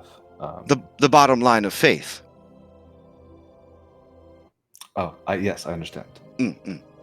I don't want you to think this is about the money. It's not about the money. Right. No, not for profits are never about the money. I That's right. understand. This Yeah. is about changing the world. Yep. So then, if you're okay with it, I would like to task you with going and destroying this Yuria and punishing her for the impudence of stealing my followers from me. Yeah. No problem. Oh. Yeah, I have no issues with that. Great. Can we take it a step further? Once she is slain, place this seashell inside her mouth, and I will claim her soul for my own. Yep, no problem. Excellent. All right. All right. Sure. Yeah. Okay. You can add soul-stealing seashell to your inventory. Preference on before, after. Do you care when this is done? As long as it gets done, or? Well, I mean, what else do you have? What else could you possibly be doing? I mean, yeah, you still going after that boat? Right. Yeah. So, do you want us to do it before the boat or after the boat, or you don't care? I would assume you were going to do it before the boat because it's on the way to the boat. I mean, I'm just fair. But do you have a preference if we decide not to? I can't handhold you for everything. You're my champion. You need to find your own way. Got it. So you don't care? Of course not. Okay, sweet. Got it. She definitely cares. Yeah, exactly. Yeah. Okay. Got that. Yeah. Okay. So you don't want a present for your birthday? Ooh. Exactly. Okay. Exactly. Yeah. Ooh, that's a prickly street there. Okay. Yeah. Well, yeah. I'll save it for future interactions, but there's quite a few more I could draw. Don't worry. Don't worry. I got you. Okay. I hope mine's sleeping. Okay. So the rest of you, you rest up, and slice of life, Andronikos. What would you be doing at the Temple of the Oracle? Are you with us, Andronikos? Oh, I guess he went to bed. Andy the Snowman. All right, never mind. Maya, what would you be doing at the Temple of the Oracle? I don't know. Let me think. Goat cheese. Is there a goat cheese recipe in the book? Yeah, I guess I'll be. I guess I'll read my cookbook because we were, waiting. Since we're here in a comfortable area, I'll take some time to read that cookbook that we found. So when you read a cookbook, are you like reading the recipe, or are you reading that like 4-page long? This is that annoying story that's above the recipe that you have to scroll through. Do they include those in cookbooks? It's kind of a thing. Travel cookbooks do it. They're like, so let me tell you the story about how I found this dish. Kind of deal. Knowing my issue, probably would read those. Oh, okay. You just gotta laugh along to him, so definitely. From over in the region. She's been to Oldwood her entire life, so. I kind of feel like Maya has like a must-visit here bucket list. That's so wholesome. Aw, do you have like little notes that you've like added into the travel cookbook about places you want to go to and stuff? If any of them mention Themis, they're noted. If any of them mention Fire Island, if any of them mention Aresia, she puts a question mark next to it. So the frowny faced.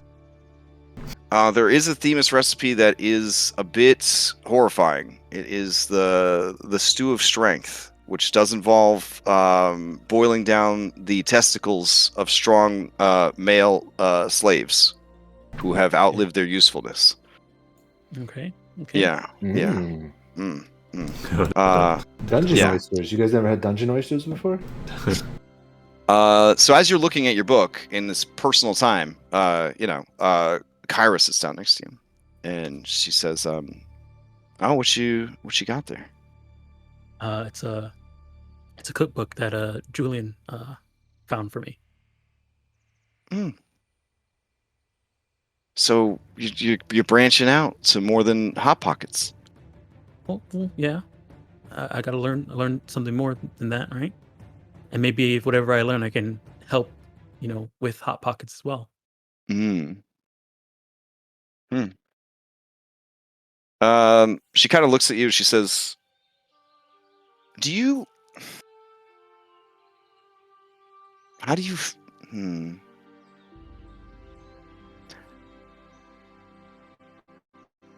You never met your mother, but do you miss her, even though you don't know what to miss?" I don't know if miss is the right word. It's more of I'm curious about who she is. Mm. Maybe that is missing too, but I'm not sure. Hmm.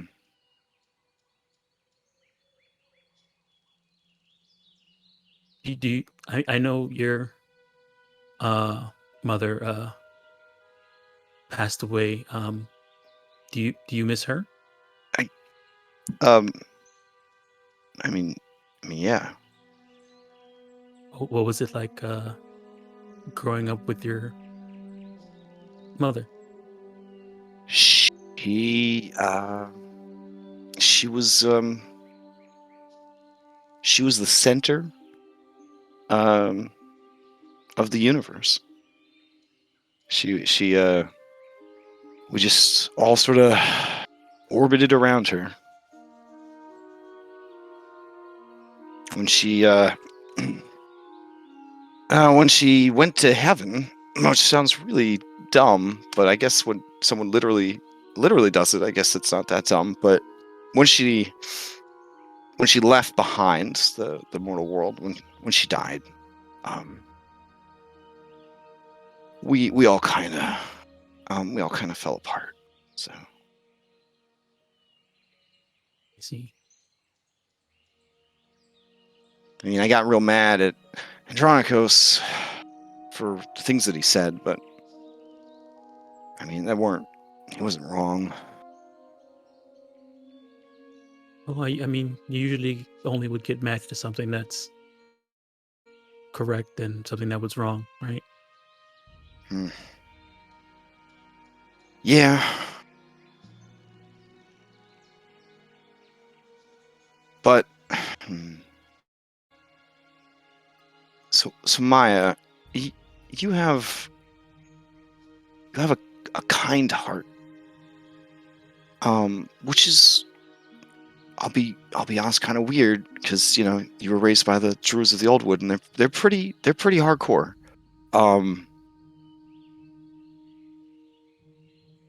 I didn't know your mother, and I don't claim to know her now. I really, Themis is kind of a scary place, and they do not worship the five gods.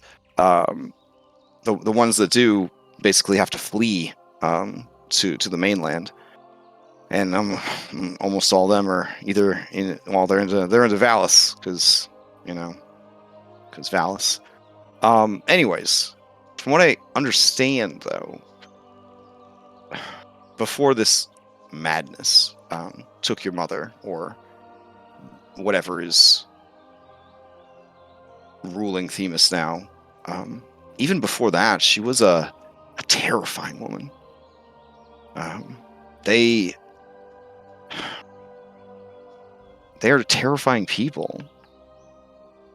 They aren't heartless. They love deeply, and they feel deeply, and passion fuels their battle rage, their lives.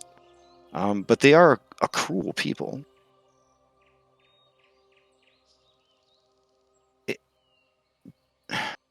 I mean, do you plan to rule those people? I don't know. I know that I want to go there and find out and learn about them as much as I can, and figure that out for myself. Okay.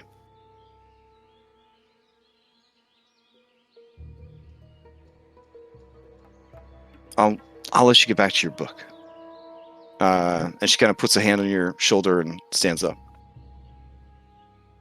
Okay. Kyra, I just want to let you know that I know you were kind of upset with everything that Andronico said back there, and but I will say that I'm glad you put us together and found us, and you've been with us this entire time and helped us along the way. So you are doing something right.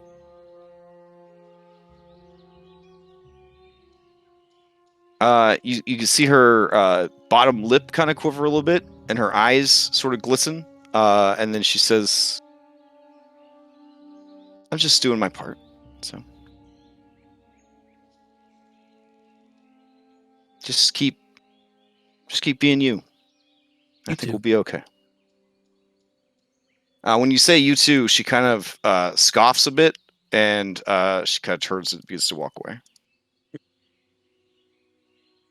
All right. So you guys finish your time at the Temple of the Oracle. You are well fed. You have your supplies restocked. And Sibo, you have been given a list of new things to look for out in the world, new things to study. Mm-hmm. Yep. Mm-hmm. One of the biggest mysteries that you discussed during your all-night cram session was there was a crudely drawn picture of Kyra on the chalkboard and question marks around, and basically like how question mark doesn't make sense. How God question mark, where power come from question mark. And you really try to put together, how is this person actually a god? It doesn't make any fucking sense. And then like Versi got out like her Dragon Ball Z like power level meter, and you see that Kyra's way higher power level than Versi is, and it makes Versi very upset. But also Kyra's apparently one of her only friends, so it's a very confusing situation. But she wants you to study Kyra and figure out how is she getting her powers, because it doesn't make any sense. Because Valis, that makes sense. Valis every day putting in that hard work, getting out there and making it happen. Pythor, he's riding the wave of previous successes, living on his rep.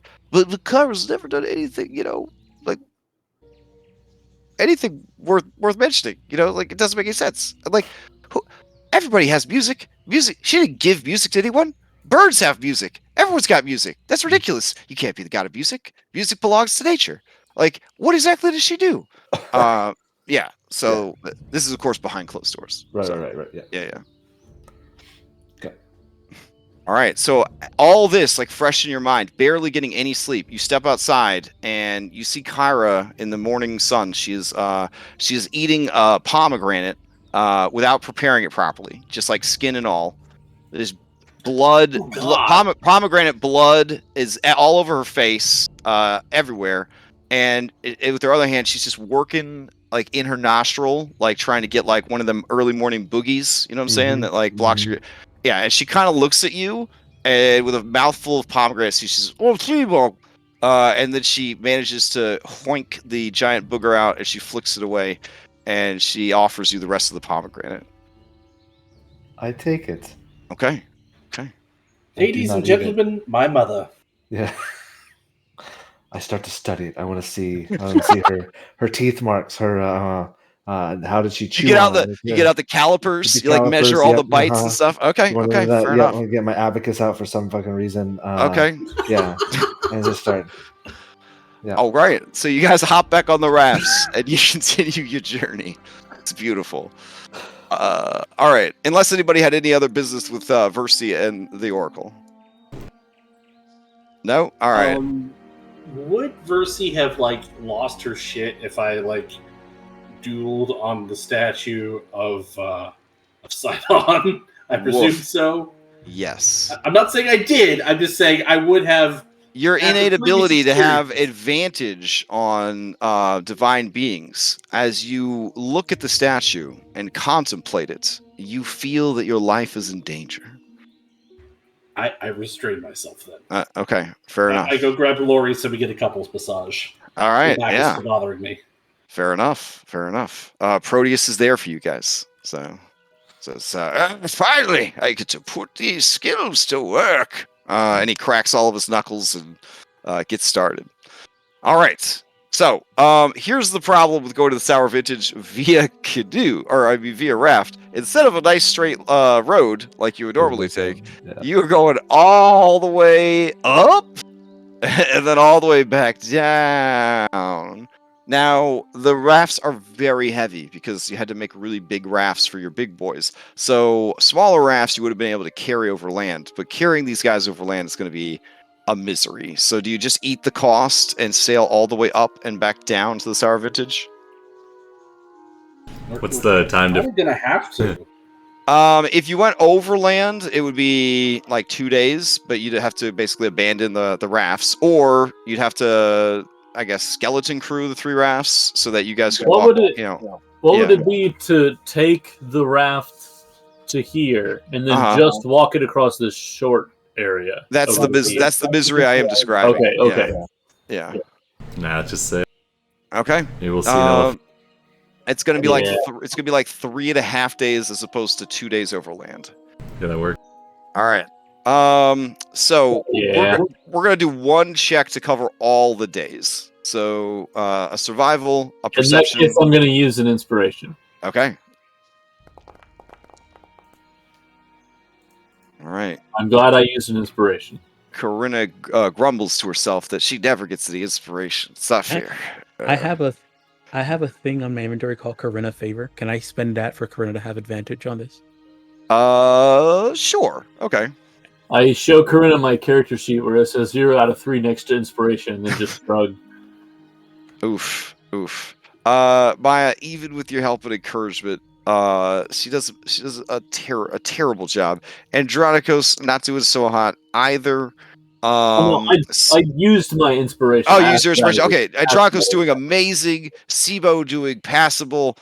Corinna did kind of botch this a little bit. There was an incident. Basically, there was a giant elk, and it was trying to cross the river. Sibo, you saw it in time. Andronicos was like, should I move? And then Corinne's like, no, it will move. Don't worry, it will move. And then you got closer to it, and then the elk like turned to you, and its eyes went wide like a deer in the headlights. And it's not moving. Yeah. And she's like, no, it will move. It will move. It won't stay there. And you get closer and closer to it, and you can see her kind of chewing her lip, like in her character art. And she's like, it will move. It will move. And then you fucking just crashed into this fucking elk and killed it. Oh dear. Yeah. Oh god. How much damage was done? That is going to be another misfortune token in ship repairs. I'll take that. Okay. I was about to say I don't want to eat another one because that would put me at 3 misfortune tokens. On the bright side, you have plenty of rations now. That's true. I mean, I was gonna say, well, Maya, do you have a recipe for elk in there? Yeah, medicine. Yeah, she spends the rest of the day sobbing, and just feeling horrible. He thought it would move. It's okay, Corinna. Here, have some medicine. I would. Oh, God. She screams and goes to run away and realizes she's trapped on a raft, and she just cries at the heavens. And Kyra's like, you don't have to shout, I'm right here. I'm literally like 10 feet away. What's the problem? I would like to try and distract Corinna and comfort her. I would like to see if she would like to learn how to play 20 squares.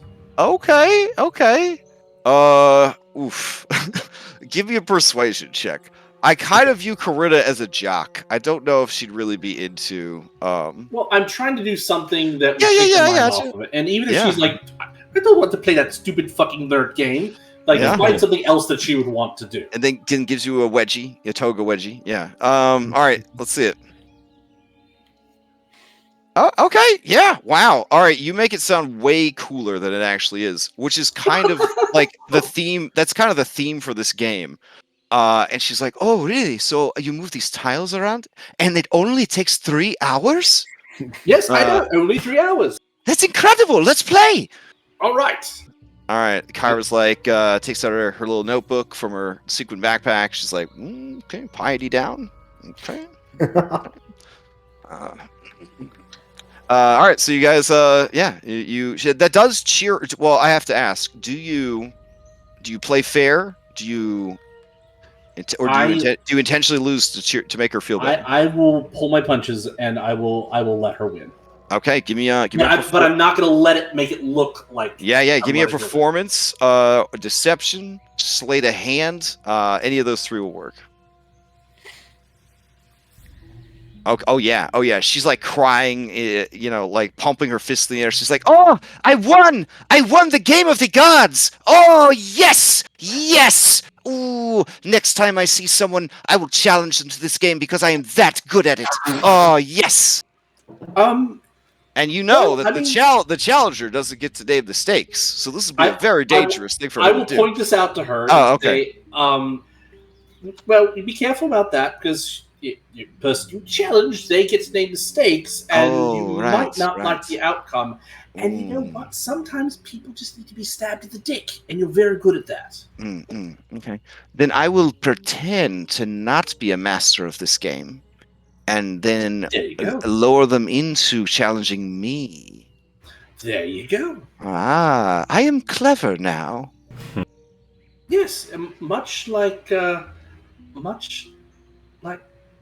would appreciate such cleverness. And if nothing else, if things don't go well in the game, and you don't like them, you can still stab them in the dick. That is actually one of the katas we learned in the Amazon fighting style. I know. I've seen there it. It's terrifying. 147 ways to stab a man in the penis. It is gloriously disgusting and terrifying, and I wish you the best of luck in all of your dick stabbing. Hearing her say that and talk about Amazon stuff, Maya jumps in and says, "I think I've seen Kyra do something like that too." She uses method 69. From the other raft, you hear noise. Thumbs up. Okay. Hold on. I have to in this campaign. I have to write all my bullshit down so that later, when one of you guys is like, "Oh yeah, it's just like the 147 ways to stab a dick," and I'll be like, "Exactly." And now, like, what the fuck are they talking about? These are lessons learned under the tutelage of Ana Laura. The steel trap, real life keen mind. All right. It takes 4 days, but you do arrive at the Sour Vintage late in the evening, and I think I was smart enough not to archive this map. Let me see.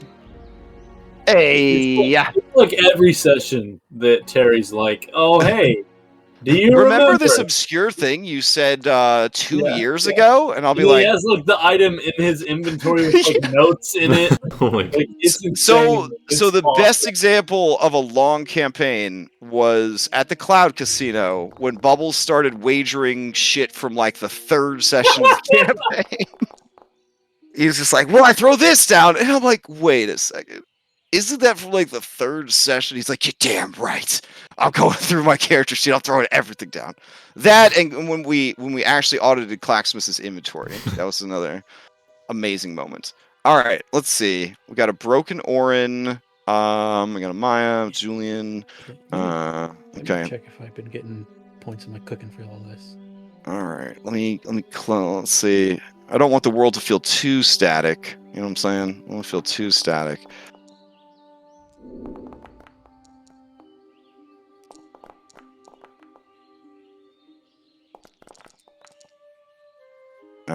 Let's see.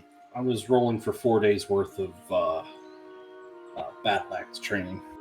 I've been forgetting to roll for my cooking. It's okay. I don't think Hellebor's ever remembered to do anything, honestly, in your campaign. So, but that's probably no surprise to you. All right. Let's see. What was this guy's name again? Starts with a P, I think. Which guy? Oh, it's a guy you haven't met yet that you're supposed to meet at this point of the adventure. Oh, okay. I thought it was like somebody you met before. I can't remember his name now. Hold on. Maybe I was smart and I added a little bit. Yeah, nice. Okay. I have started making the names of my Foundry actors incredibly large. Basically, like their name, comma, tag, comma, tag, comma, tag, comma, tag, like until I run out of space. Like I just keep adding tags so that I can eventually find them. All right, cool. Let me bring you over to this map. Been a while. All right, is dynamic lighting set up here too? Oh hell Yeah. yeah! Let's turn on the nighttime. Oh shit! This Oh man, remember this? this would Yep, police yep. safe hell for Andronicus. For the last time, Julian, it is much safer to go on land than it is to go on water. I don't fucking care if it's safer. It's faster by sea. Oh, that's what we call coming full circle. Yeah. Full circle. All right, as you guys approach, there's no Orin because the Orin miniature broke. So let me drag a new Orin out real quick. Okay. And with him, as always, is Oedicus. And with them, as always, is Fortuna. And with them, as always, yeah. I mean, Fortuna doesn't have to come along. We'll just say that they're off camera doing stuff. Because Okay. we got enough. Wait, we got well, enough by minis on doing this. stuff, you don't mean Oedicus is trying to eat my goat. No, it's fine. No, Oedicus is always by Orin's side. Yeah, don't. I think Oedicus is a little more than a. Here we go. Good luck getting rid of him. Nice. Wait, did that hyena just speak? Kyra's like, yeah, the animals always speak, like all the time. How do you think they communicate with each other? Sibo, is Versi going to be okay with this? Or is it only other women that she objects to? That's a good question. See. That's a good question. I'm still finding that out. I'm trying to find something. Wait a second. Oh yeah, here we go. Let's throw on this Greek tavern music. We'll go all the way back to the first session. Oh, yes! Yeah. All right, we already demonetized with our Lord of the Rings, so let's just enjoy ourselves. All right, yeah. So as you guys approach, you hear the sounds of meat on meat, fisticuffs, or hoofticuffs, a little bit of both. Oh, hell yeah, it's this. Have you met this guy before? Well, not the northern guy, but we've met, what's this dude's name? The Minotaur. Oh no, that was Alistor. Yeah, Alistair, I don't think that's him. Yeah, Alistor's actually somewhere else at the That's quite racist, Oren. Yeah, so this guy, anybody who is a former athlete of Mitros, is there anyone that's a former athlete of Mitros? Anyone in the party that's a former athlete of Mitros? Anyone? Oh, me and also my giant Minotaur friend. Oh shit, let me grab him. Hold on. Let's see.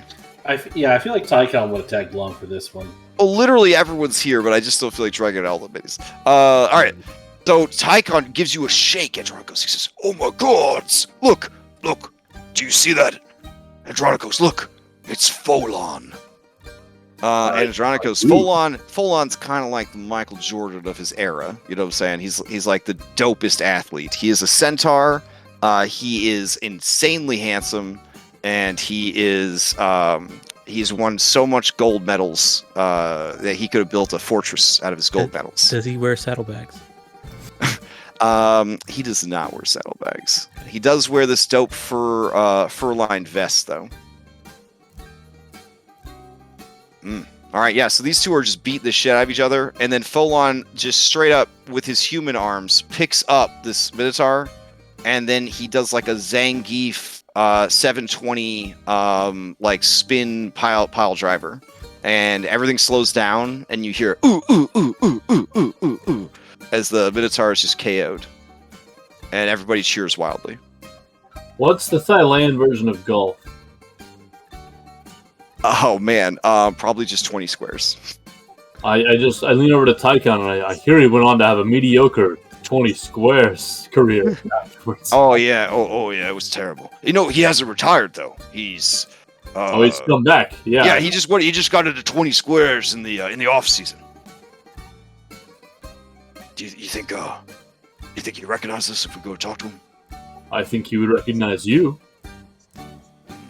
He kind of winces. He says, I'm sorry. I'll introduce you again. Oh, this is so weird. Come on. And he's like, Oren, please, I don't want to step on your cat again. You're pretty close, actually. And Oren will step up. All right, and he says, Folon, brother, hey you. And Folon looks over at him, and he says, Tychon. Well, there you are. And he moves forward in the crowd. They get out of the way because like two big celebrity athletes are about to like hug, and everybody wants to see it, and they embrace. They embrace. Out of curiosity, was he beating up the same Minotaur that we fought last time? We were here? No. This is Alistair. Alistair's not there right now. Okay. He's not. Yeah. This is like like a vacation spot. People don't live here. Well, I mean, you're gonna see some regulars, but yeah, no, this poor Minotaur, he's just, challenging Folon. As Folon hugs Tychon, he looks over at Andronicos and cocks his head curiously and says, well, you look familiar. Have we competed together before? We have, in fact, Andronicus. And I hold out my hand. Ah, pleasure to meet you. Folon, of Scorpion Island. Andronicus flashes back to where like Folon stood in his line of groomsmen when he got married or something. Yeah. I'm familiar. Oh, so Andronicus, you would know his sister? Maybe. No, I don't think his sister travels much. Yeah, okay, never mind. Yeah.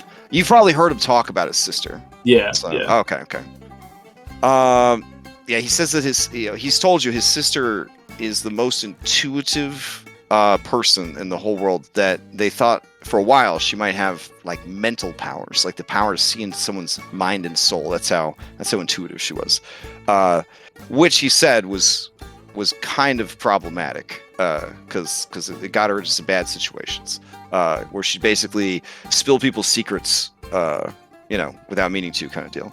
Anyways, he has no idea who the fuck you are, and he's like well, if you're getting started in the games, are you getting started for the games? There's going to be games this year. Ready for games? Yes.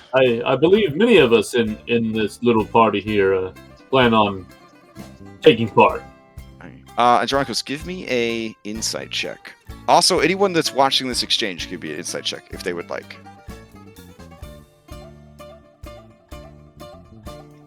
If I remember correctly, Alistair was here with Honora, right? Yes.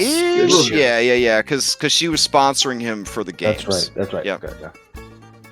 And she was kind of hitting on me, but not really, because she wasn't sure whether or not we might be related. Yeah. Dodged a bullet on that one. That would've been All right. awkward. None of you pick up on anything weird about Folon and Andronicos' interaction.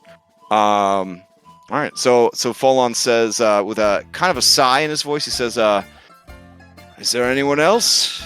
And he kind of canters back into the center of the ring. No one? Will no one fight me? And the crowd kind of like, I don't know. And then this little girl runs out. So damaged commoner at such a young age. That's rough. And she says, I will fight you. And the crowd laughs. And then Folon says, challenge accepted. Folon takes a knee, because he's one knee of his many knees. And he says, you are brave. I admire that. But it would be unfair. I am far too experienced and far too large. Never give up the fight, though.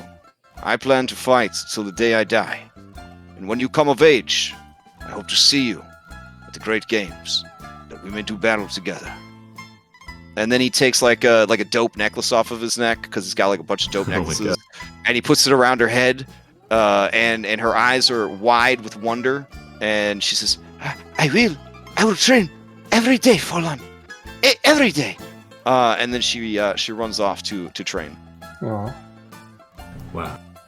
He is the Michael Jordan Petros of Thylea. All right, seeing that there are no challengers with a weary, it's oh. Andronicus. Are Getting you in stepping? Are you stepping in? Oh, No. Okay. Shit, I mean. All wanna- right. With a weary sigh. Out Andronicus. myself No, before the Andronicus. games, Orin. Andronicus, watch etiquette. Oh! And then, All right. Tychon rushes in and he grabs this Minotaur and he moves him out of the ring. And then- Well, and then- you've got etiquette on follow. So. Atticus says, "Oh, yeah, I don't want to do this shit." He doesn't actually say that, but anyone that understands hyena, that's what he's saying. So yeah, I'm not bringing him in. Yeah, hold on. He's trying to remember how to stop following you. He's I do not want. Ah, I've been No, trained. it's- No, I don't know how to stop following. it's not working. Oh, okay, yeah. I like how they announce it. Farewell, etiquette. I'll have etiquette. All right, the crowd lets in a low gasp, and then there are murmurs. The Dreamwalker. And then Folon turns around, just like his character art. He kind of looks over his shoulder, and his hair so perfect, like perfect conditioner. And he looks over at you and he says, a challenger. I recognize you. They call you Dreamwalker. Just Orin is fine. All right. He kind of shrugs and says, I respect that. I immediately go over, and if they're still accepting wagers, I'm going to put 20 on Orin. Oh, shit. The guy's like 20 drachmae. Are you crazy? I will give you 3-1 odds on that. Dreamwalker or not, this is Folon. How I does Folon think look? my man will take him. Folon has been fighting all afternoon. Yeah. That's He my has point. beaten exactly. every challenger. Okay. He murmurs. Yeah. What percentage? Thester murmurs to himself. Well, he is also fueled by blood and did not succeed at the cost all day, so he has no exhaustion. And he gladly takes your 20 drachmae and chuckles to himself. Kira's looking out for me. And he gets ready to pocket it, knowing that you're going to lose big time. I look back towards Kira to see if she acknowledges whether she's looking after him or not. All right. You look outside, and Kira and Halise are having a heated discussion about something. When they sense you looking at them, they both stop arguing, and they both look at you, and you feel your soul wilt a little bit. I turn back to watch the fight. Okay. But then I snap my fingers and I send Elpis out the side door to spy on them. Nice. Okay. Yeah, they're fighting about you. Kyra's trying to encourage Halise to pursue her feelings, and Halise said, "You're my goddess, and you slept with the man I love, and almost had his baby. I'm so messed up and so conflicted. I thought about ending my own life, but that would be a disservice to my companions. Oh my god! To my companions who were slain by the boar, and the opportunity you and the fates granted me to try again." And then Kyra embraces her, and they both start crying. They're getting heavy up. Yeah. So are you happy now? That's what happens. I would not pass up such a chance to fight a capable fighter. Okay. What is he? What's he using? Let me check. He uses his mighty spear, which he will use non-lethally to badonk you. Kind of looking over him. Can I see how he measures up to Alistair? Sorry. Yeah. So Alistair was an experiment by the DM when we first started using Giffyglyphs to compare a Giffyglyphs Minotaur to a real Minotaur. And so he was a regular 5e Minotaur, which is to say completely unbalanced and definitely a good investment of CR if you're trying to build a deadly encounter for your players. Yeah, this guy is definitely in the GG spectrum, which technically means you should be able to beat him. But like all of us, or just him? If your whole team was fighting him, yes. Warren will shrug and Okay. drop his Dope. pack over in the. All right. Let's see what we got. You'll, Seeing that he's gonna use a spear, Alright, Warren will I'm also gonna- use a. instead of setting Alright. the Zepho.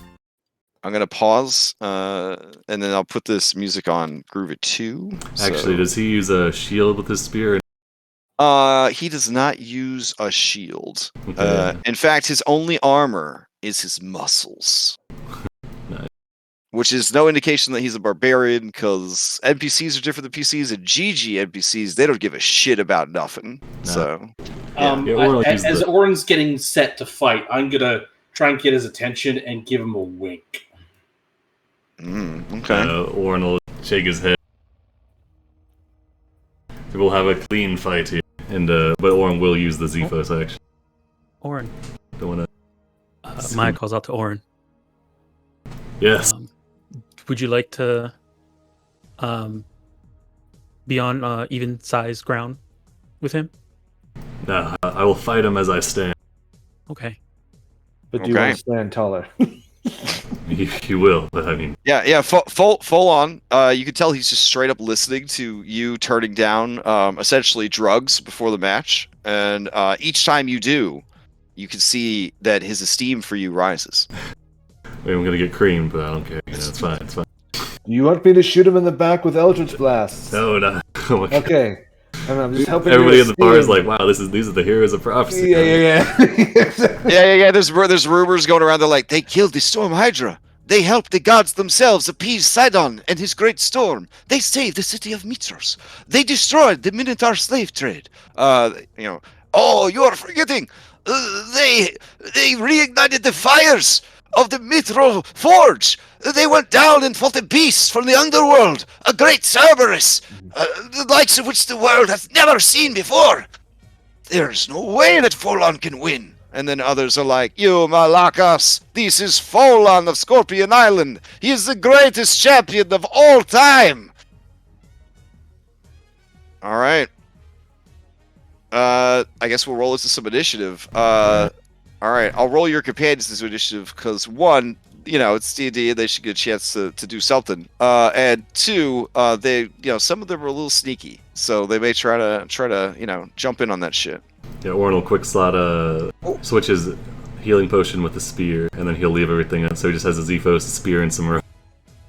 All right. You're not gonna take the rope back with it. Everybody can see, right? Yep. Yeah. It's just dimly lit. Okay, cool. Yeah. They're trying to keep that dimly lit ambience going. All right. I think he will keep the rope just for more support. Okay. You're pretty dirty to use rope on a fight, though, so you won't use. I mean, you are fighting. I mean, this is definitely something that Kyra might say, but you definitely, you're kind of fighting a horse and a man. So I mean, he's got basically he's like two. You're known for rope. He's like two people. I'm saying. Oh, that's true. Branding. That is true. You're Branding. known for rope, and he's known for ass kicking. So. Oh my God. Oren signed up for a clean fight. He's not gonna try and tie this dude up and stab him. It's clean if you're using what your strengths are. I mean, if you're playing to your strengths, so if he knows your reputation, how is that a bad thing?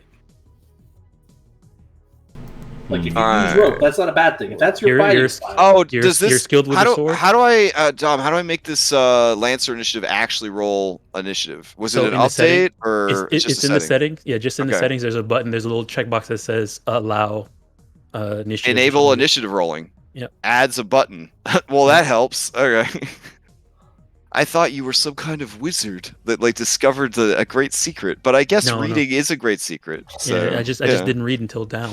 Yeah, me too.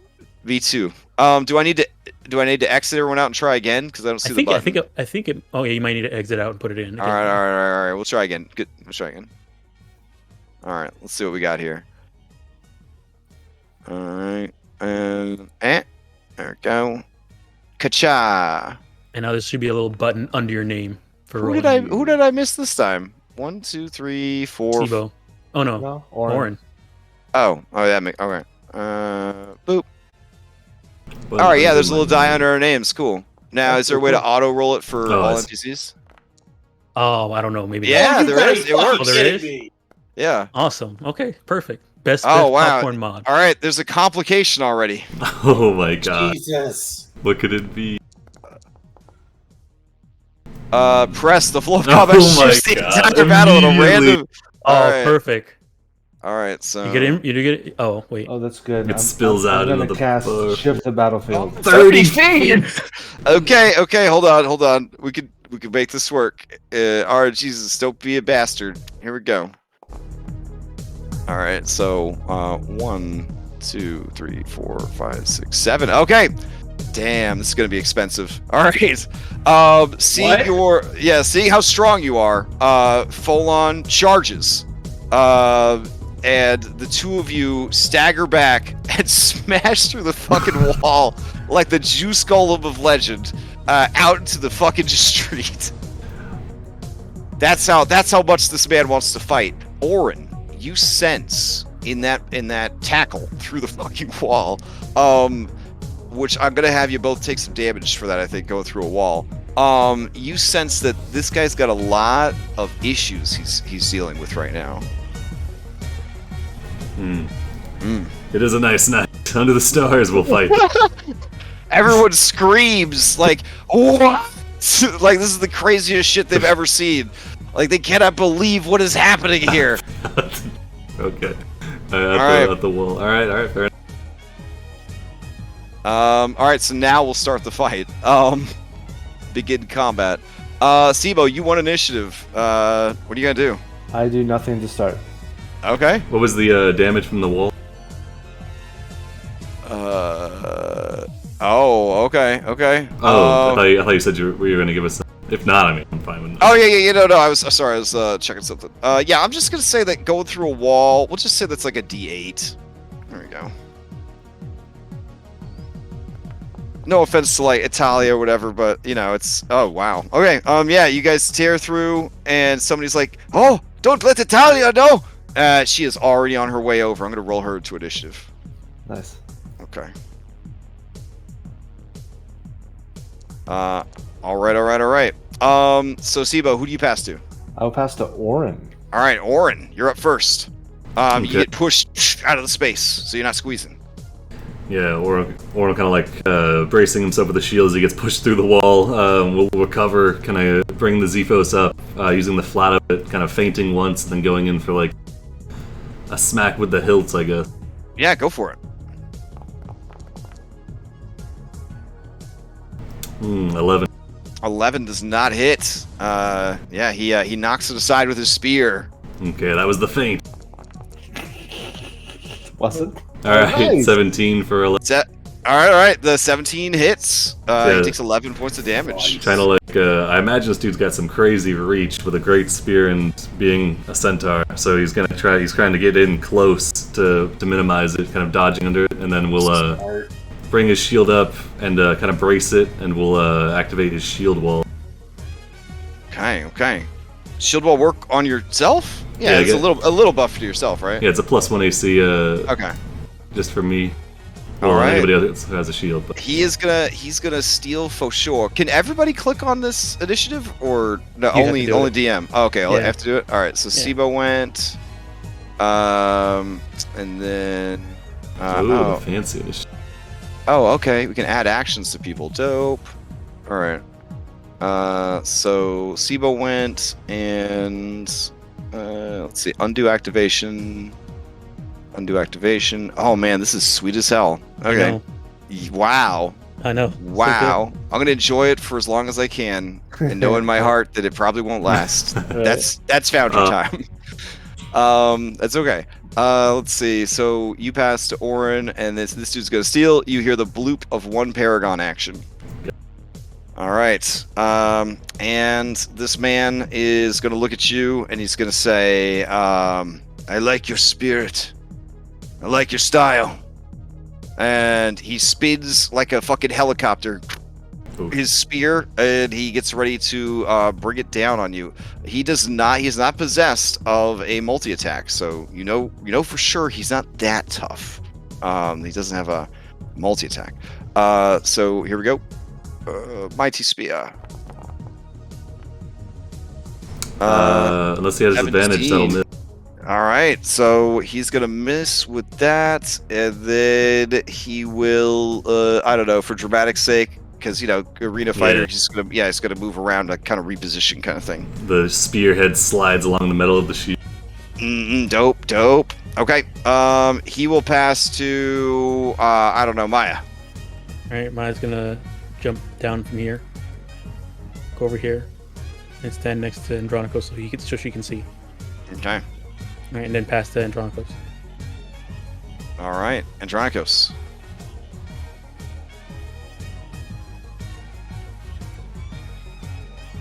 Andronicos? He said BRB bathroom. Okay. Oh, okay. Okay, I'll pass to Julian then. All right. Oh, you can undo his turn. Yeah. Wow. Yeah. Technology. Yeah. I know, so good. Thank God for this weird robot mech game that nobody plays. Oh man. So glad they made this thing. I did look up Lancer after the initiative thing came out. It does look pretty cool. If you're into giant mechs and complicated rules and tables and stuff. So I like my giant mechs, but I don't know about complicated rules. it's Yes, I'd have to jump down too to see what's going on because I can't see him. okay. And I'm just gonna like place my hand over my mouth as I'm like watching this, just sort of like put a shocked and surprised look on my face, and I'm hoping, as quietly as possible, I'm gonna cast Mind Sliver. No, don't do it. No. Oh, I thought you were Or trying to it's be. I thought you were trying to be sneaky. So I rolled it. I rolled it privately on my desk and sent you what the result was. So Oh, okay. Well, if you're being sneaky about it, then yeah. wait. I mean, can I make? Can I see? I got a passive of 15. Mind Sliver is only a verbal component. Yeah. So I'm assuming a verbal cantrip component. It's not overly complicated. With the roar of the crowd and everything, Julian's more than likely able to pull this off. Come on. All right. I guess you do have money right now. Yeah. Okay. So, who do you pass to, Andronic or Julian? I will pass to Andronicus since he's back. All right. Andronicus back from the fish tank. Okay. I have no clue what's going on. Oh, this dude actually rammed Orin through the fucking wall. Juggernaut stuff. Juice Golem style. Are we cheering and cheering? Is that Speaking of Tycon is losing his mind over this fight. He is losing his mind over this fight. I mean, that's up to you, Andronicos, if you want to intervene or not. Orin has made it clear that he doesn't want.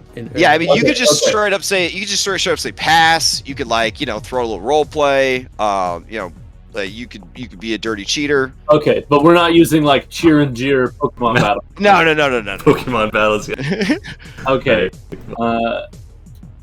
One, I'm disappointed. Two, I will not interfere because I know my brother in Valis values honor. Honors of Unlike some people. Better than my son in Kyra. Oh, gee. My son in Kyra. That's what Julian is. Oh, yikes. All right. Wow.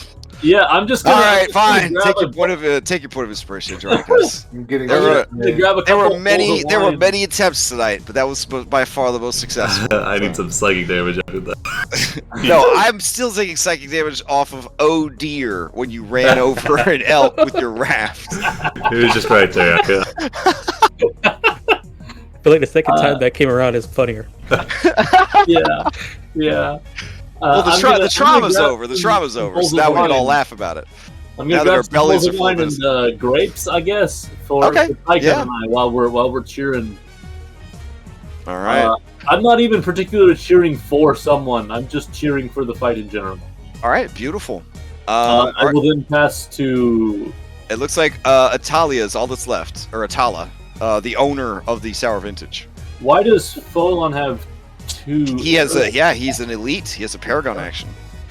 Dude, this is really cool. This is the first time I've seen the Yeah, this Lancer Initiative mod is the shit. It's fantastic. Yeah.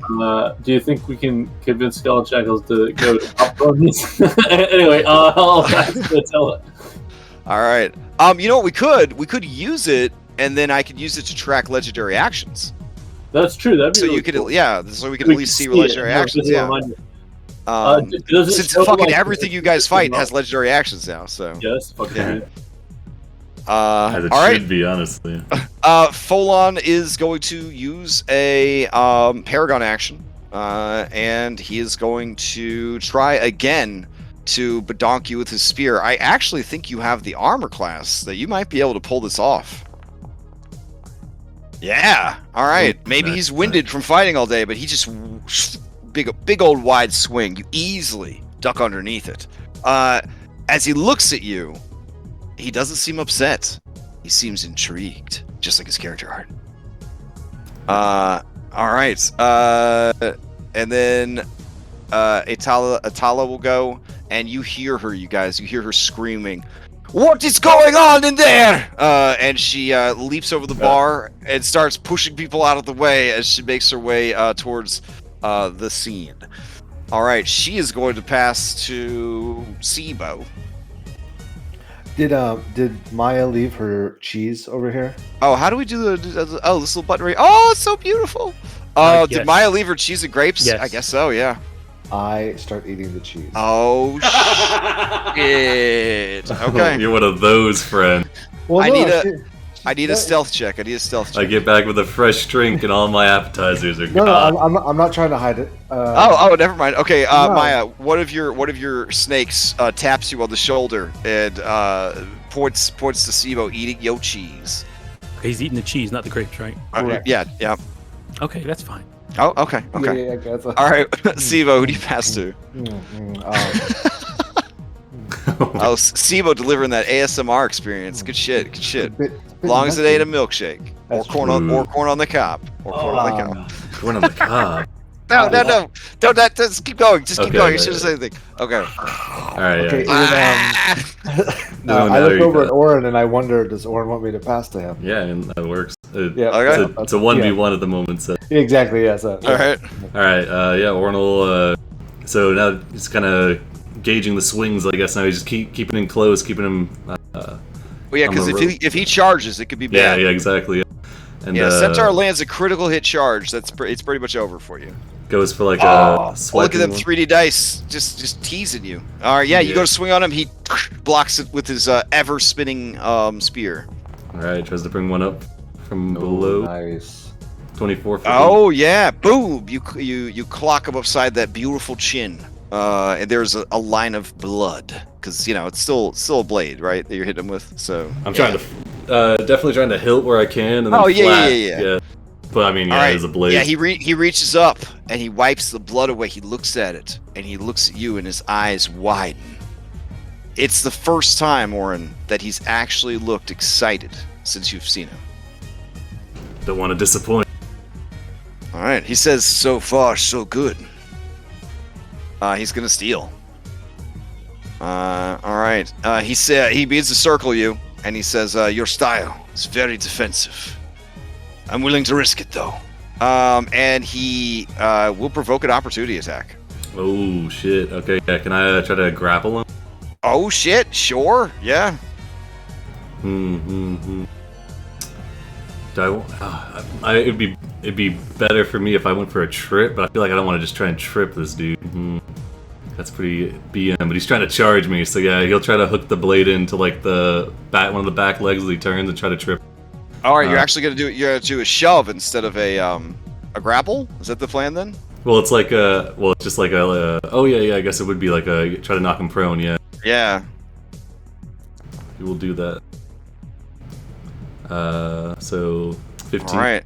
He will roll in athletics. Let's see what happens. Ooh, he gets out of the. Oh yeah. You actually do sweep kick him like a Mortal Kombat 2 character, and he doesn't even fucking feel it. He just runs over. Yeah, that's fair. You're trying to sweep kick a horse. And he like skids to a halt, like fucking dust and rocks fly up, and then he like a fucking lance. He like lowers the spear in like a Westeros knight. He just comes charging back at you. All right. He gets to make this attack roll with advantage because of Charger. All right, so he's coming in hot. Here we go. Will it hit? Let's find out. Ooh. Oh shit! Oh shit! Yeah, that hit. Oh 30. shit! He actually oh geez. He's gonna use Savage Assault, and he's gonna add 6 more to it. And I believe he automatically knocks you prone with Charger. And then yeah, that'll be it. He's on Minotaur, so he doesn't actually add damage to the charge, but he does knock you prone in addition to any other effects. So you just took 30 how much damage? Let's see, 28 plus 6, 34. All right, 34 points of damage. Yeah. And or just gets laid out. He will pass to Maya. Tries to bring the shield up over himself. The people inside are now, they're all spilling into the fighting pit. Like they've got to see this shit. They gotta. Oh my god, they're all like loose in their minds. Tycon's run outside, and he's like outside. He's just and like he can't see very well, so he's gonna like light a torch, I guess. Hold on. There we go. Yeah. All right. And Maya, to you. I'm gonna, I guess, kind of get a little bit closer so I can get a better view. Okay. Here, because I didn't see him back up. I just saw him go out of view and then come in and get laid out from out of nowhere. So getting a better view, and then I'm gonna pass to I passed to Julian last time, so I'll pass to Julian again. All right, Julian. Julian's going to rush forward. He is very concerned that he's about to be out some money, and he's hoping that this will go better next time around. And again, cover his mouth. Rinse and repeat. Yeah. All right. He does fail this one. All right, let me roll for damage. You're just mind slivering this poor dude. I mean, I was gonna secretly roll for damage and everything for you, and then. Okay. But no, it's fine. But now that the cat's out of the bag, then Orin would never know that you cheated to get his victory, and then later on it might come up. We have super dramatic scene, but this works too. Yeah, he takes it, and he has a disadvantage to a saving throw when it comes up, I believe. Yeah. All right. And after that, I will call out to Orin, "Get up and fight him! Sweep the leg!" Yeah. So Orin, as Julian says that, you look up at Folon, and Folon's face is like contorted in like agony, and blood is like trickling out of his nose, and the corners of his eyes. Looking over at Julian from the ground as he's kind of pulling himself up. It's like, you better stay out of the. All right, Julian, who are you passing to? I will pass to Andronicus. It's the wombo combo.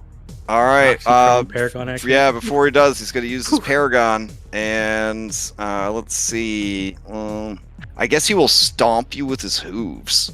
Oof. All right. Here we go. It's with advantage. Non-lethal. 13. All right. Still good. Okay.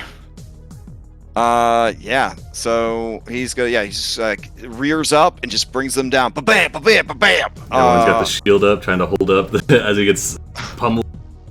All right. So who did you pass to, Julian? Andronicus. All right. Andronicus, you're up. I will run up next to Julian. Would I have noticed him mind slivering? I mean, there's a little blood on his chin from being cut by the Xiphos, but I mean, this dude's got blood coming. 11 points of psychic damage. He's got blood coming out of the corners of his eyes, coming out of his nose. Okay. I'm gonna stand here and ready. Well, no, I can't ready in action because it's touch. I'm just gonna help us go invisible forward if I need to. If anybody gets too hurt. All right. I'll pass to Itala again. Okay. Orin, you hear Folon kind of whispering under his breath, and he's like, "I don't want to go out like this. I don't want it to happen. Ah, God, my head. I won't give in. I'll find a way." All right. Itala comes bursting into the room, Let's see. Yeah, she uses a dash action. Oh no. And she looks at the wall and she says, Malakos! What have you done to my wall? What is happening? What did... Folon and the Dreamwalker. Oh, yeah. Yes, only fights like this can be found here at the Sour Vintage. All are welcome. Yes. There is still time to place bets. The Dreamwalker, he cannot die. You have heard the bard stories. Do not be afraid. Bet heavily on Oren. Alright, that is her turn. She will pass to... She's waiting to see if anybody is betting on Oren. Nobody is. Okay. Alright. I mean, I'm betting on him. I've already bet on him. Alright. Man, she'd like Oren to win because this dude's been winning all day. You know what? Yeah, she'll pass to Oren. Alright, Oren will pull himself to his... Say, you got a mean charge. You did save her business from the from Sidon's bull, so you know there was that. All right, as he kind of gets up, he's gonna try to bring the hilt up, try to get him like in the belly as he's stomping on him. Okay. 16 for 9. Hold on. It feels like every other week my dice and ice just starts to start rolling dice above my shit. They always end up above my chat, and then I have to wait 10 seconds for the dice to go away. Or you gotta drag. I think you can right click the dice and throw them up and move them out the way. Because you're GM, so I think you have control over that. But I don't want to have to touch dice. I mean, I might as well just play D&D real life at that point. Jeez. I mean, when it happens and it comes back, yeah, you can just do that and then. Well, I am going to DragonCon, so if you'd like to get Ultra Nova Delta Deluxe Corona with me, we could all go and we could play some maybe, I don't know. Anyways, what did you get on your attack roll? Oh, 16. 16 does hit. It takes 9 damage. Yeah, he pulls himself to his feet, kind of moving in, hitting him in the stomach with the hilt, and then maybe as he's winded for a second, Oren kind of takes a second to catch his breath, and we'll second wind. Okay, dope. Thank you for reminding me. All right. Look at that. And then he is going to go in for another strike with the Z-Foe. Okay. 27 for 9. Oof. All right, that is also going to hit, and you bloody him. Right. It's at this point when wincing at the pain in his head, he says, "Well, the time has come to stop going easy on you." Looking forward to it, and Oren will action search and take a dodge. Oh, that was a wild bug. I just applied like all of the oh my god, all of the bloodies on Earth to this guy. He's got where you have to like click off of it and then click back on. He's got the extra bloody and the big one day. All right, I'll just clear him all the way. There we go. All right. Okay. So he is going to activate his reaction ability, Ornery. So Hazar lashes out at any opponent within 5 feet who just damaged it with a hoof attack. So as you are, hitting him and standing up, those hooves are still pumping. So let's see what happens. You aren't prone for this attack, though. How is he prone? He's not up. No, I'm saying you're not prone. Oh, okay. You're not prone. Okay, yeah, you're not prone for this attack. All right, yeah. So I thought you said you. I was like, oh damn. Yeah, I was saying you did not miss. All right. Now he will steal. All right. Unless, so do you have anything else you're gonna do? Don't think so. That's what All I got. right. Yeah, rinse and repeat. He's got to provoke opportunity as he runs and gets speed and then comes careening back towards you. So any reaction for that or no? Oren's gonna try and grapple him this time. Are you dodging too? Yeah. Oh shit! How did you dodge and all the attacks? Action surge. Oh, hype. Okay. We'll try to grapple. Yeah. Okay. Ooh. 16. Okay. He will try to not get grappled. Oh no. Oh. No. Oh. All right. Yeah. So he goes to run, and you grab him. Yeah. I'd say you just he's probably got like pants on, I guess. or like something He's a covering his. centaur. Centaurs wear pants. He doesn't have saddlebag. Let me walk you through it. He is wearing a leather vest with a fur trimmed collar and some necklaces. Oh damn! I was gonna say that he like slots the sword into like like a belt. Where do you grab this guy by? I don't want to grab his tail. He'll You just grab it. Well, you only have one hand free, I know. right? Yeah, so I guess he'll like. Oh toss... wait, do you have a free hand? Is the yeah, question. he'll like drop the sword, I guess, to grab onto like a haunch. No, you've got the sword quick slotted. You can sheath it and grab. But not outside of your turn though. Yeah, he'll just drop. Yeah. Yeah, I mean, I allow grapples as an opportunity attack as a house rule, but you still have to have a free hand to grapple. Yeah, that's why I was asking if he had pants so I could slot the sword into it to like hold him, but he doesn't have pants, so I'll drop the sword to grab him. Okay. All right. You put a firm hand on his like rear. I don't want to grab his tail. That's so disrespectful. Yeah. Okay. So you grab him by his beefy thigh muscle. Yeah. We're not doing that again. He wheels around, and furiously, he brings the spear down at disadvantage. Oh, all right. Okay, then let's see. All right, that brings us to he acted, you acted. He will pass to Maya. All right. I don't like I have anything, so I'll go ahead and actually hold on. I'll run back here. Adamak grab some grapes, and then action dash back. Okay. Good. The cheese is really good. Yeah. Who do you pass to? I'll pass to Sibo. All right, Sibo. All right. All right, I want to. Does Oren really not want me to intervene? Don't do it. I'm already mad at Julian. Whoever's making this guy's ears and eyes bleed.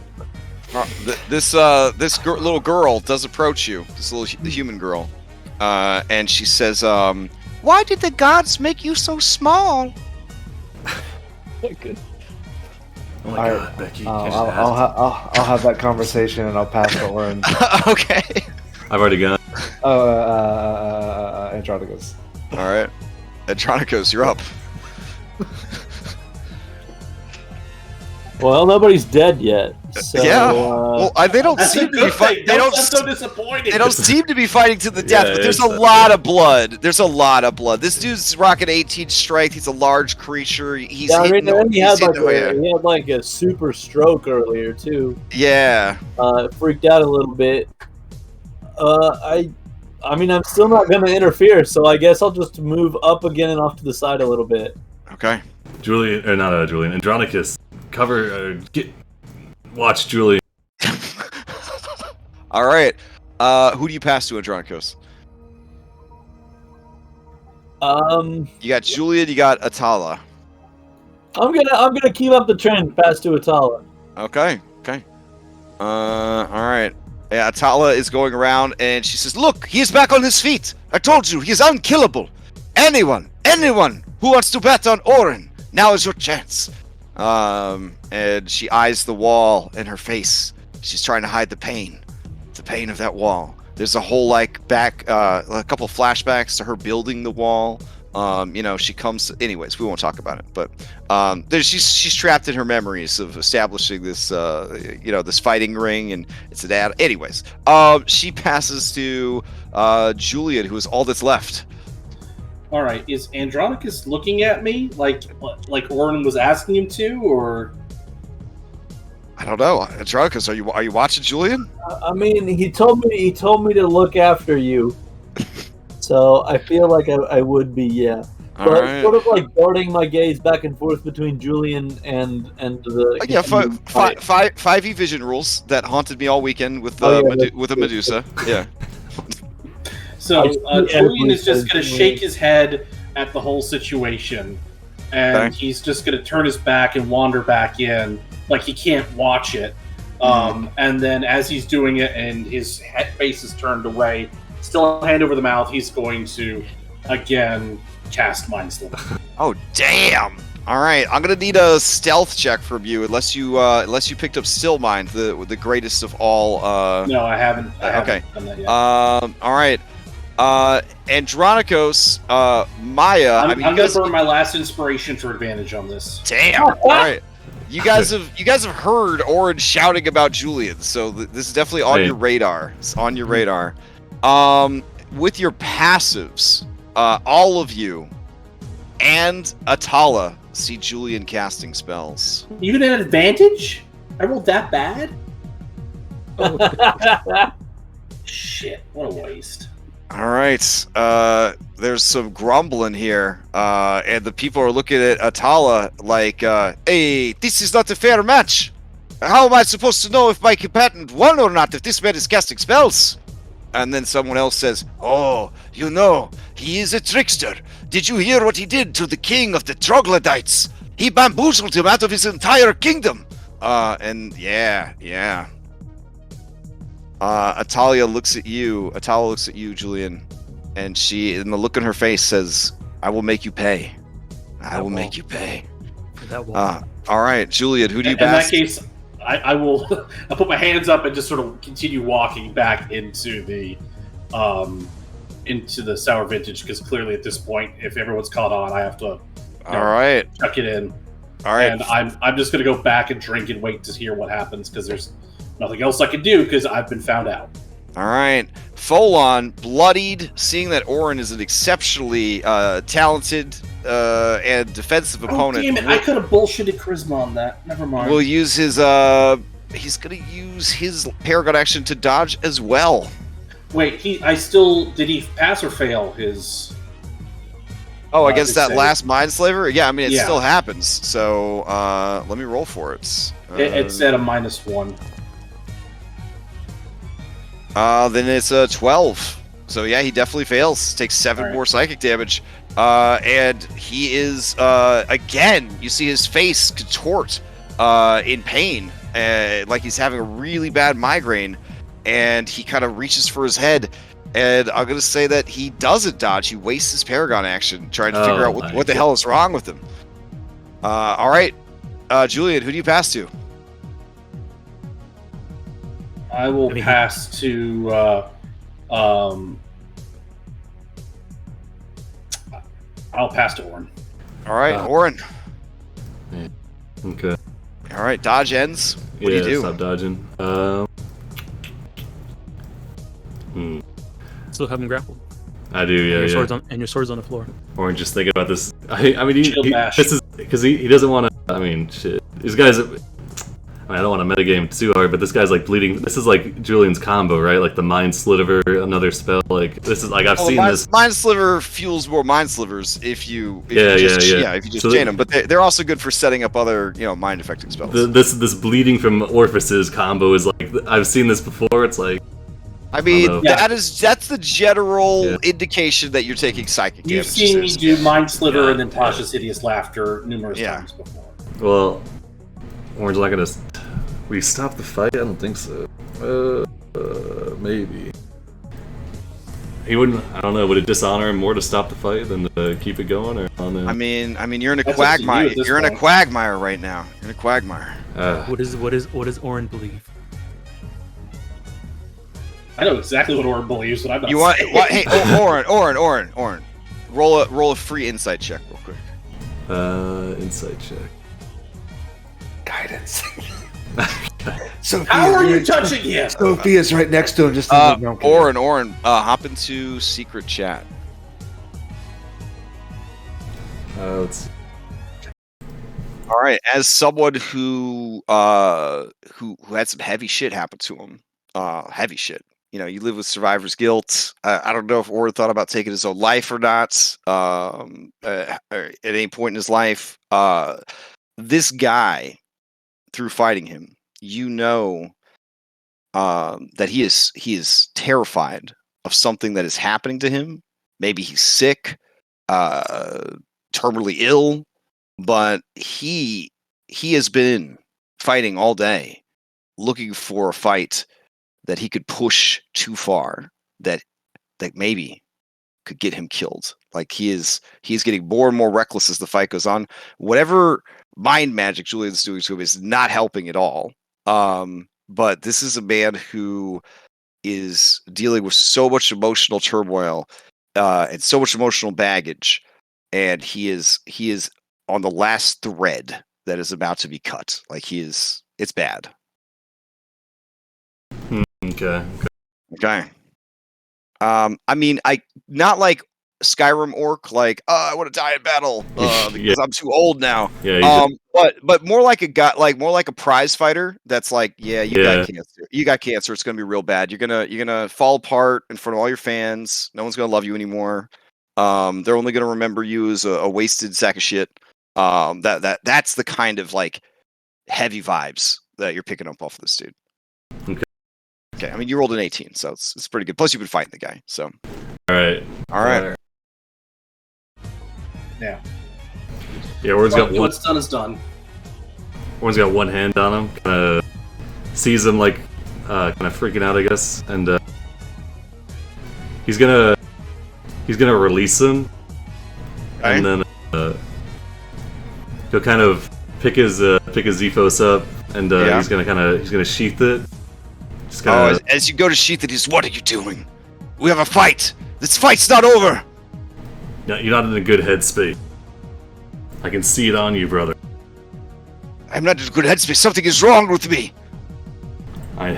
You're using your Lutherian magics on me. No. And if that's how it is, then that's how it will be.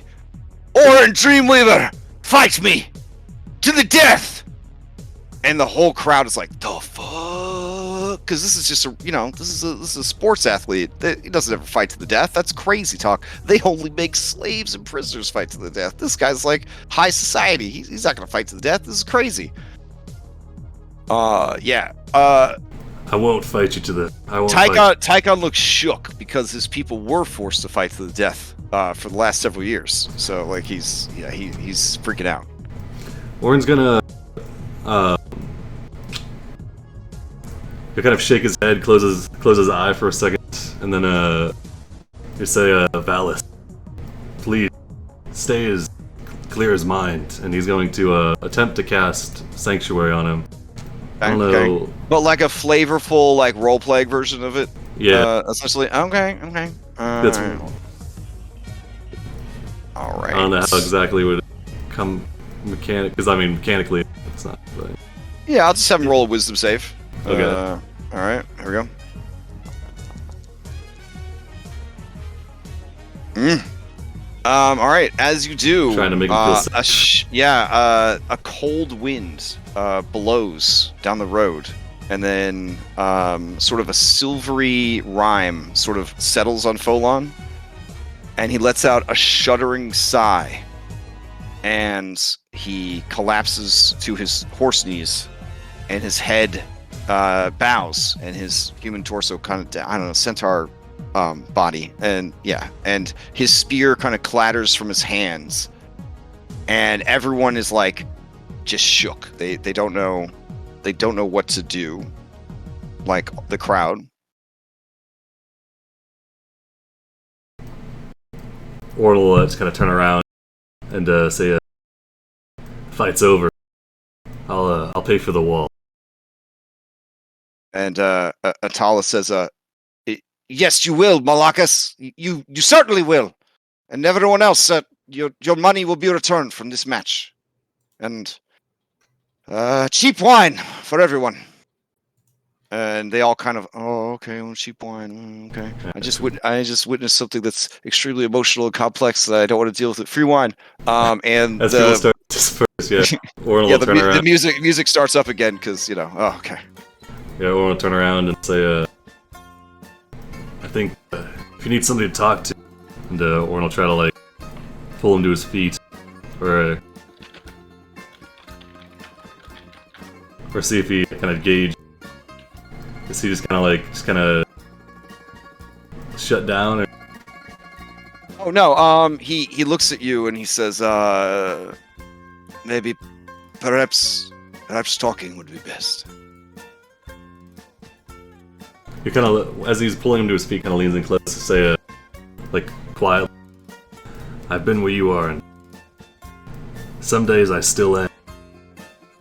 He says, I am pretty sure you have not been where I am, but I am willing to talk. Try. Let's get that free wine. I hope it extends to us, yeah. Yeah, all right. So he puts a hand on Tychon's shoulder and he says, "Bring your blue friend, Tychon. Perhaps I should ask for help." All right, and then, he's a centaur, so he just knocks everybody's fucking tables over and doesn't use the stairs, just climbs over shit. All right, and he heads all the way to the back to get his table. These two centaurs right here are in awe of this dude. They're just in awe of this dude. They're just like looking at each other. They're looking at the fight. They're just, yeah. This is like two country bumpkins that went on a trip to the city, and then they saw like fucking WrestleMania for the first time. And their lives have been changed forever. And you can see Andronikos in Calyx's eyes, the eyes of the fighter. She wants to be a contender. It's the eye of the fighter. Yeah. Tychon is very excited, and he just bull rushes through everyone's fucking tables, and knocks them all over. Yeah. Bull rushes through, yep. Knocks the china over, the whole deal. Knocks this priestess out of the way, and he settles out the table right next to Folon. Right next to Folon. All right. Kyra looks at you, Ord, and she and Halise are kind of arm in arm, and she says, "Is everything all right? You look." Everything's fine. All right. Give this to Julian, will you? And he'll hand over 17 drachmae. Oh, okay. He'll reach into his pouch and then pull out his middle finger. That's 100% what I thought you were gonna do. All right. Kyra's like, that kid's got enough money, and she puts it in her pouch. So. Nice. No, it's the intent. Okay, well. All right. I don't have 20 let me buy you a drink. How's Halise. this? Yeah, get out of here. Get out of here. Oh, the stairs are here. Are there any complications with Julian getting his initial bet back? Everyone gives you dirty looks, but they know that you're a badass adventurer, possibly the son of a god, a powerful sorcerer, bamboozler of unmistakable skill and talent, and a man of mystery. Your great deeds precede you, and they did get their bets refunded, but they are unimpressed. They're unimpressed. This little girl says, "Thank you for explaining the complexities of the world to me." Absolutely. Yeah, and she wanders off. Oh, man. If I'd known you were gonna get your money back, damn it! I'll have to shake Kyra down later for my 17. Maya goes up to Julian as he's getting his bet back and says, I mean, sometimes I think it's just best to trust your friends. It's not a matter of lack of faith. It's a matter of, did you see the size of that motherfucker? Yeah, and It wasn't a fair fight, and Owen should have known bloody better than getting into it. Okay. And how would it look if I bet against him? Really? I mean, It's all in good fun. Nobody died. Bolon looks around and he sees all these people and he says, I don't feel comfortable with this. And he goes and he opens this door. He squeezes through like a champagne bottle, cork sound, through the door, and he goes into this private room. Only celebrities get to use it. Oh wow, we never got the keys. We weren't celebrities yet. Yeah. Oh, we meant to follow, I assume. Right? Yeah. Okay, it's not like, oh dang, this is a nice room. Yeah. So, quick question. Mhm. 20 drachmae is going to go pretty fucking far with wine, like good wine. Oh, yeah. Right? Okay, so to try and fix my reputation, Julian's got the gold in his hand. He's sort of like shaking about and he says, slaps it back down on the bar and says, "Best wine, for everyone in here." and shoves the drachma to the bartender. All right. The bartender says, sir, best wine. This is a vineyard. 20 drachma won't cover that. Did you mean to say best wine? And you see everyone in the room looking over at you. How much is the best wine? I want to point out, Evil Genie style, you asked me, the DM, good wine. You said, would 20 drachma cover a good wine? I said, yes. Then you, in character, said, best wine, in full hearing of the entire establishment. You are correct. Okay. I got carried away. Yeah, the bartender winces and looks over at a very angry Atala and says, It would be several hundred drachma. Oh my god. This is a crowded night. How many? The roads are dangerous. People are disappearing. How much? I could try to water it down. How much? I'm kind of stuck here, man. Help me out. How much? Just give me the damn number. I could get everyone in here what they think is the best wine for 300 drachma. Fine, fucking do it. Okay. and Julian will fish into his coin pouch and give him another 280 drachma. All right, she goes and gets the smallest wine bowls they have. So you're gonna pick up that spell. You're gonna pick up that spell where you can cast it after you say something dumb. The Acquisitions Incorporated one. The only opportunity to purchase Acquisitions Incorporated spells in this campaign was during the book fair at the Great Debates. Which and I'm not a wizard. Which a certain Medusa did purchase some Acquisitions Incorporated spells during that time, much to our delight.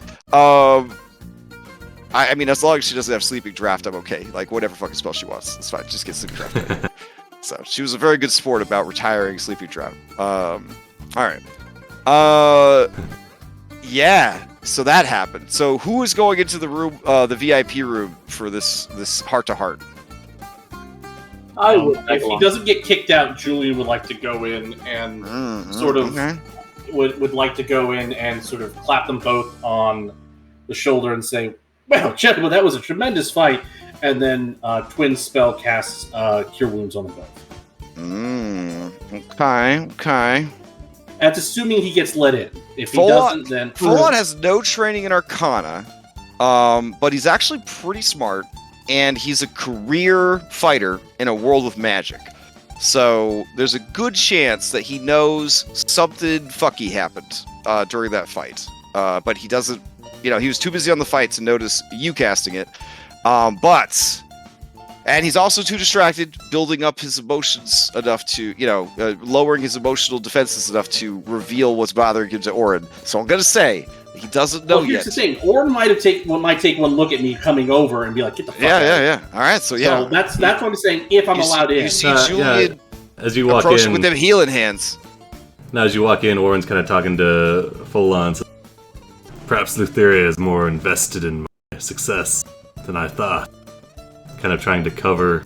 Okay. Give me a deception or performance. Choose that directed at. He'll do I guess a deception. Okay. Can I give him advantage? If you want to give him one of your inspirations? I'm proficient in deception as well. Can I have that? Okay. If you come in as he's telling the lie, what would you add to it?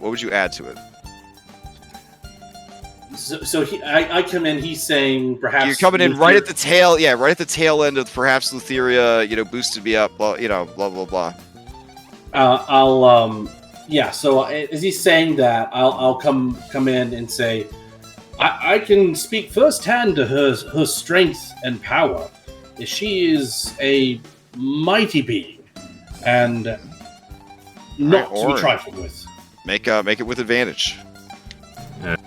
If I need to, I'll reroll. Okay. Let me roll an insight check. Oof. Alright, don't need to reroll.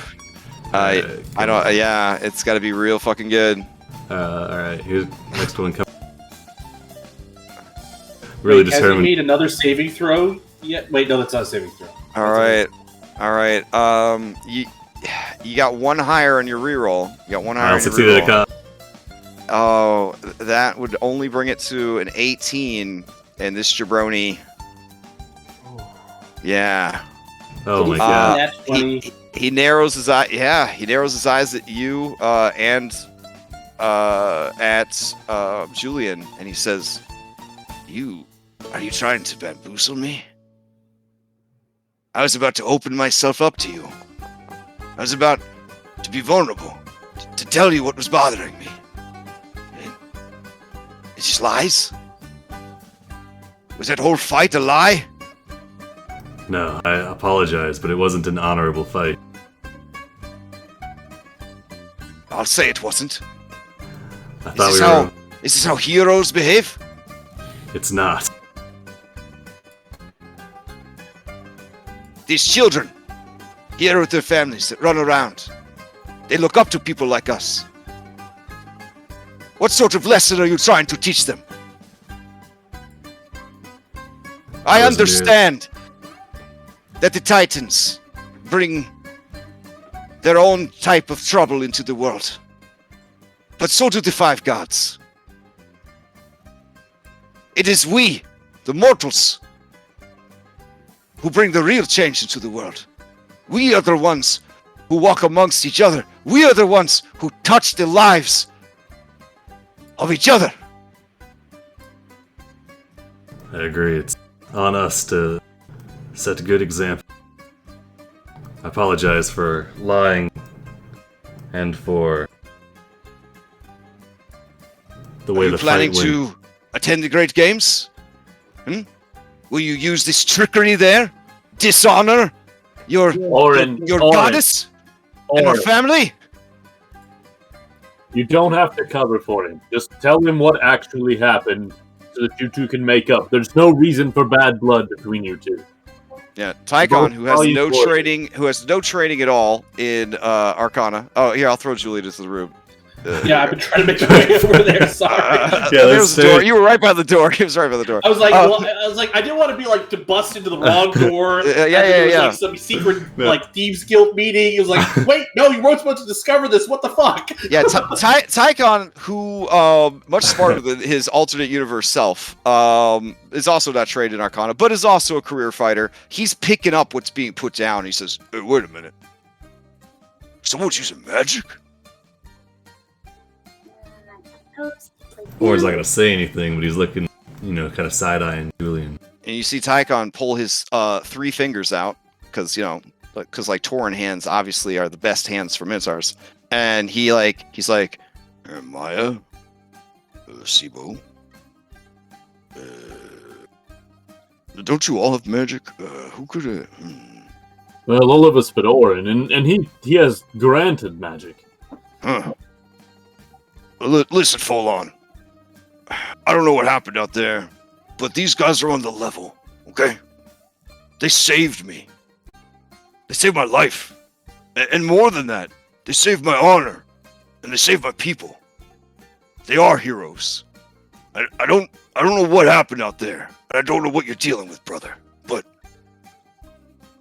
I don't know. Just know that whatever they do, I've always got their back, and I'll always vouch for them.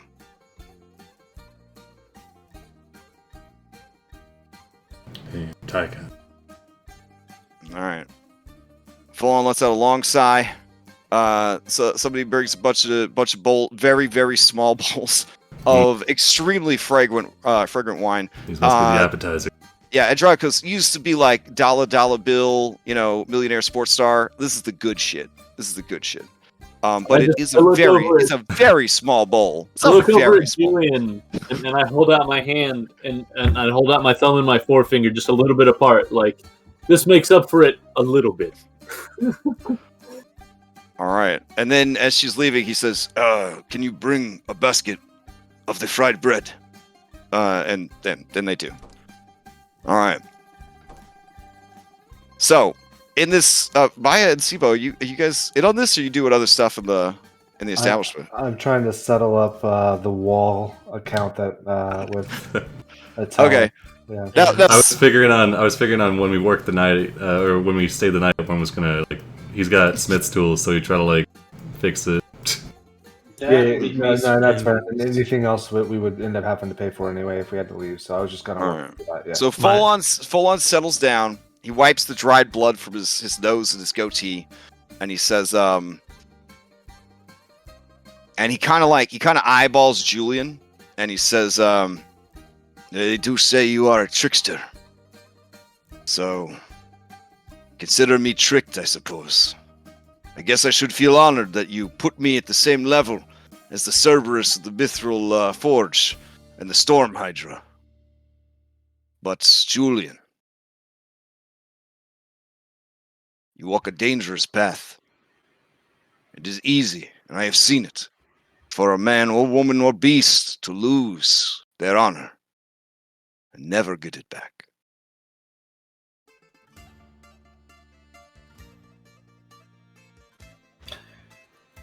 Yeah, I certainly hear you out on that. Now, I lost my rider. He says, and his shoulders start to shake, and he starts sobbing uncontrollably. So he lost his rider? Yes. He died. Oh. From history, or I guess, there's that one small faction of centaurs that actually do have riders. Oh, shit. Yeah. And you've heard Sibo talk about this. If they don't have a rider, within, when they come of age, they have to find a rider as humiliation for the crimes of their ancestors. It's like a ancestral bloodline curse. If they ever lose their rider, they have to find a new rider within 10 days' time, or they turn into a giant scorpion forever. What? That's some Greek mythology, right? Yeah. How much time do you have? I only have 3 days left. I thought perhaps I could find someone worthy here. You don't understand. There are many who love me. But do they truly love me? Or do they just love what I can do?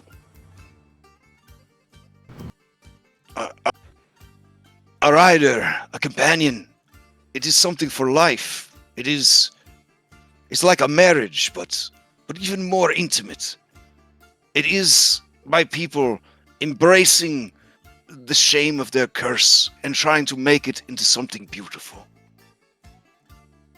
And my heart, it still aches for what was lost.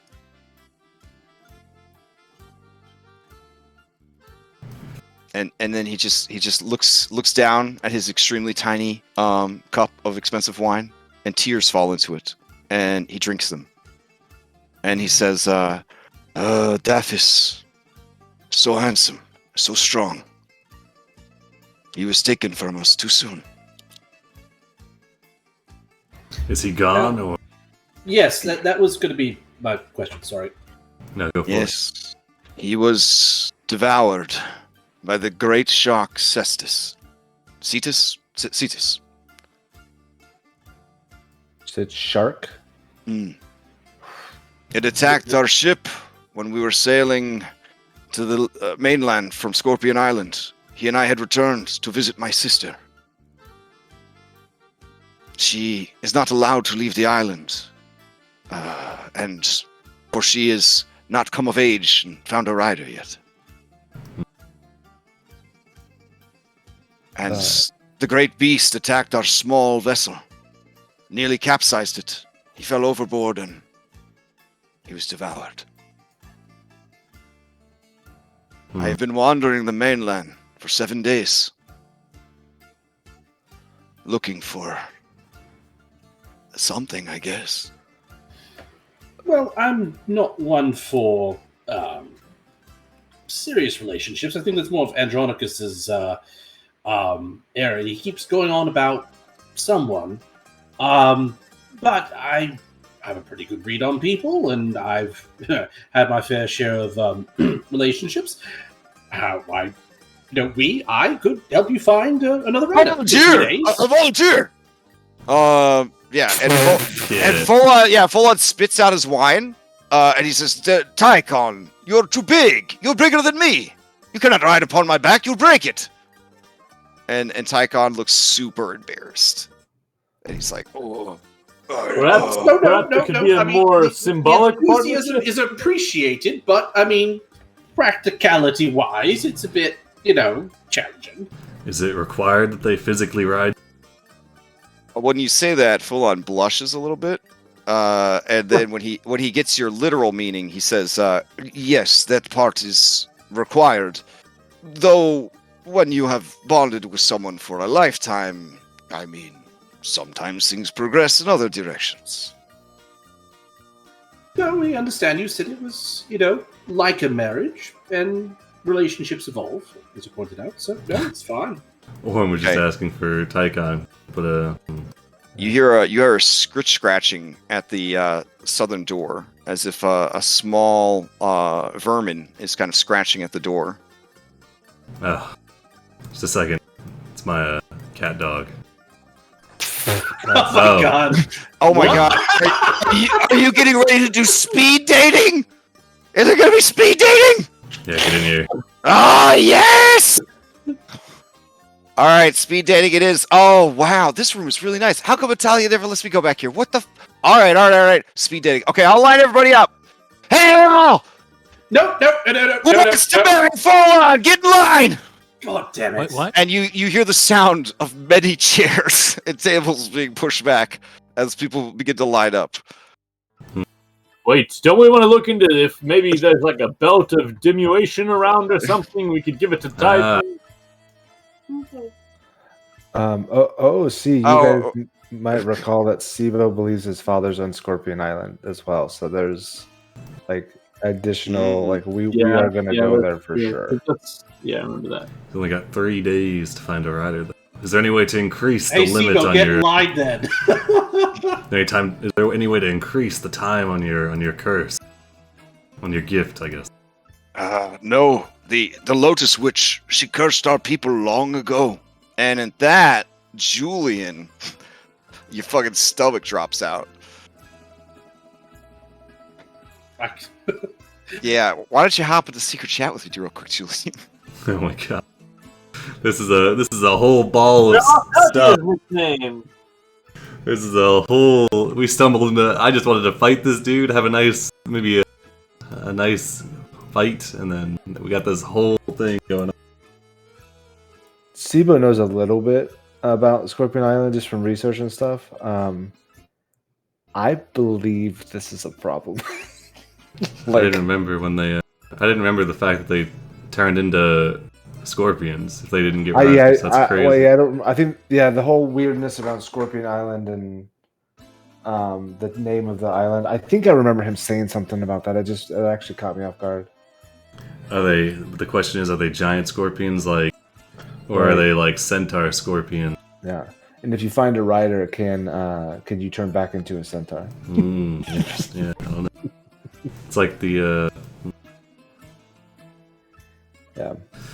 I don't know what to do for this dude. I mean, he needs to join us. We're going to Scorpion Island, right? Well, I mean, he's only got 3 days. The best we could do is we couldn't even get him to Mitros, or we couldn't even get him to Astoria for finding more candidates. I mean, he just needs to meet Sibo, right? Like, it seems like a match made in heaven. True. I can't do anything with him but be his rider.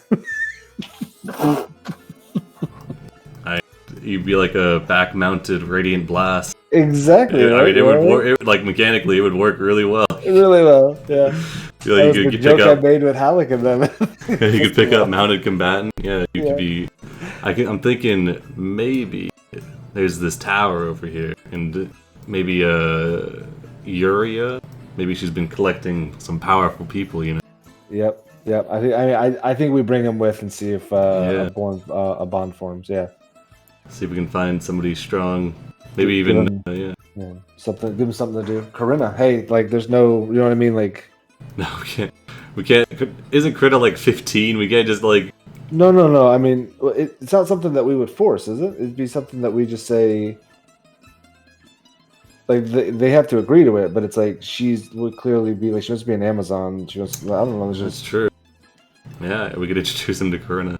I mean, it's just like Is that responsible though? We're kind of like surrogate parents. Yeah. No, I mean, I think that I don't think we're trying to make a match happen. We're just giving him the opportunity, right? True. Here's people that we also have Lorius. We also have Lorius. We have Elise. Yeah. Perfect. Yeah, right. Here's Kyra. nice. If only we brought Telemachus.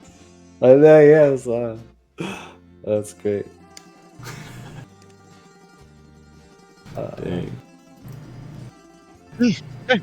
Julie, can you give me a performance perception check real quick? What? I'm sorry. That came. Can you give me a performance or perception check real quick? Yep.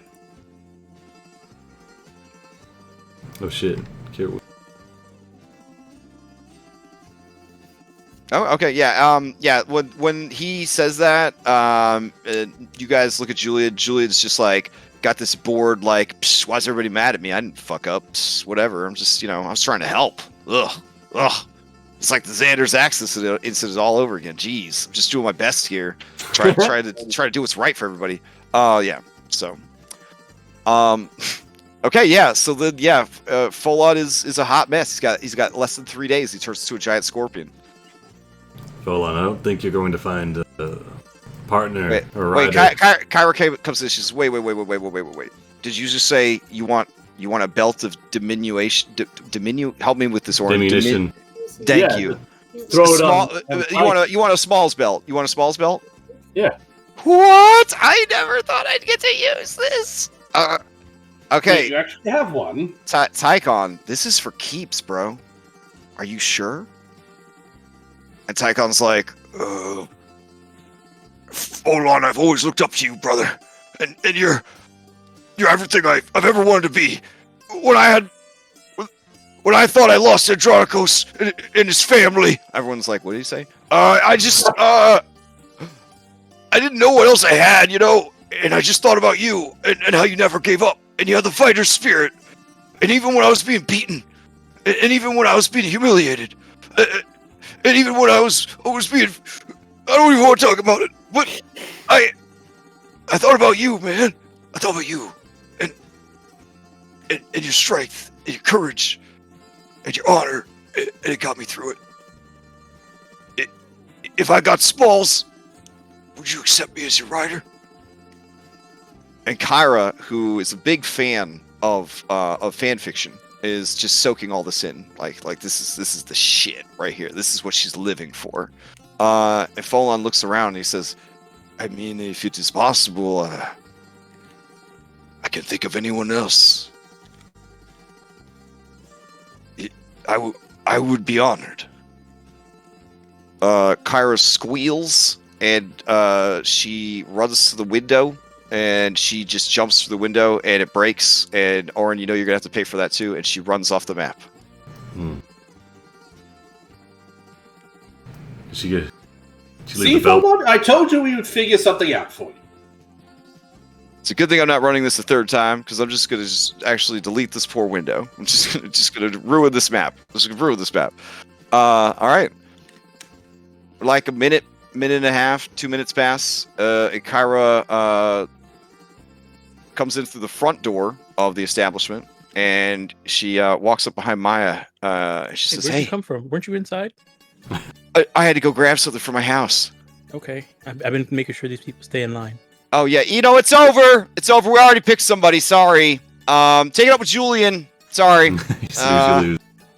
And they're all like, "Oh, Malakas! I hate that Julian! And this ball was too small. I got a taste of the good life, and now I can never go back. I drink regular wine. It tastes like horse piss in my mouth. I blame you, Julian. You ruined wine for me."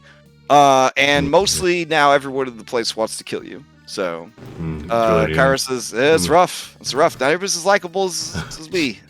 All right. Hey, guys. We'll leave by the window. I got you this belt. And she holds up a professional wrestling belt.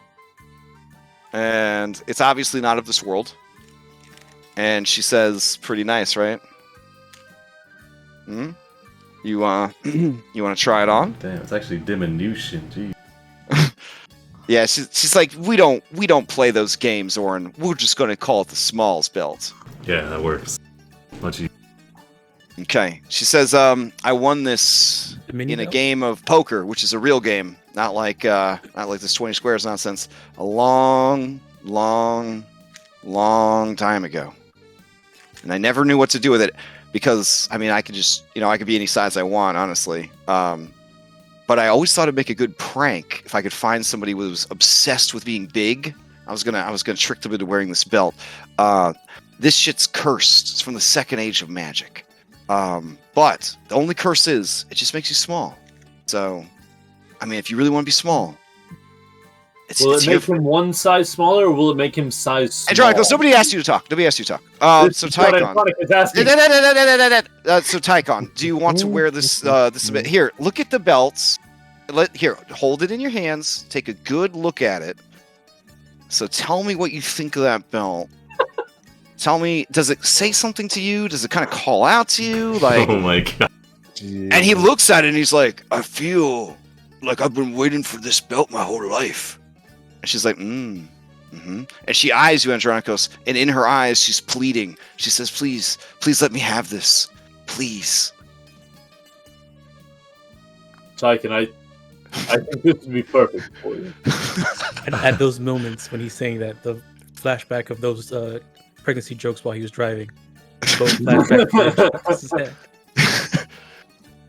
All right, he puts on the belt and he becomes a small-sized creature. Oh my god! And he says, "Brother, why are you so big?" And he runs over to you, Andronicus, and he looks up at you. Tychon! Shit! All right, Orin, take your DM inspiration. Put that. Fucking A. Fucking A. Kyra says you're my new champion, Orin. Oh my god. Yeah. At this point, Julian has had enough of all this bullshit, and he's just going to go out and drink in the common area, and he will just be looking for a fight at this point. This is the first time ever I wish that I was cool like the other VTT DMs, and I had voice changer software so I could turn on the helium effect. But in a little helium voice, Tychon says, "Hey, brother, I don't think it worked. It just made you really big. Everyone else is really big. There's no way it worked on me. The whole world's huge. I'm really small, brother." And he grabs your ankle and gives it a strong squeeze. His strength is in no way diminished, so it's still 18 strength. Oh god, he's Ant-Man rule. Folon looks a little disappointed. I don't know if he's thinking about, like, hey, I kind of have a horse-sized wiener. As he looks at his new life partner. Oh my god. And he's like, that's how small he's gonna be? He's not gonna be. She says, yeah, it's a small belt. It makes you small. Small or tiny? Do you have a medium belt? Do I have a maybe? Why would anyone own everyone's medium? Why would you make a medium belt? That's silly. We know Vulcan. Maybe he can adjust it. Okay. Yeah, my dad Vulcan. Oh, by the way, I'm actually Kira, not Kyra the Bard. I'm the goddess of music. Yeah, I'm a huge fan of yours, actually. If I wasn't on this huge quest to save the world or whatever, I would have been your writer. If you know what I mean. So, I was actually the first in line out there for speed dating. So, if it doesn't work out with Tychon, just keep your options open. Maybe. And she slips him a piece of paper. Sister. Yeah, she just slips him a piece of paper. She is, but she understands how birth control works, except for that one time. So. Yeah. Even Valis has. It's rumored that she's had many lovers, and even she and Acasis have an open marriage. So, it's ancient Greece, guys. Gotta make it work. Yeah. So Tychon is trying to be brave, Andronicus, but he looks very scared of this big world that he has found himself in. Tell me about it.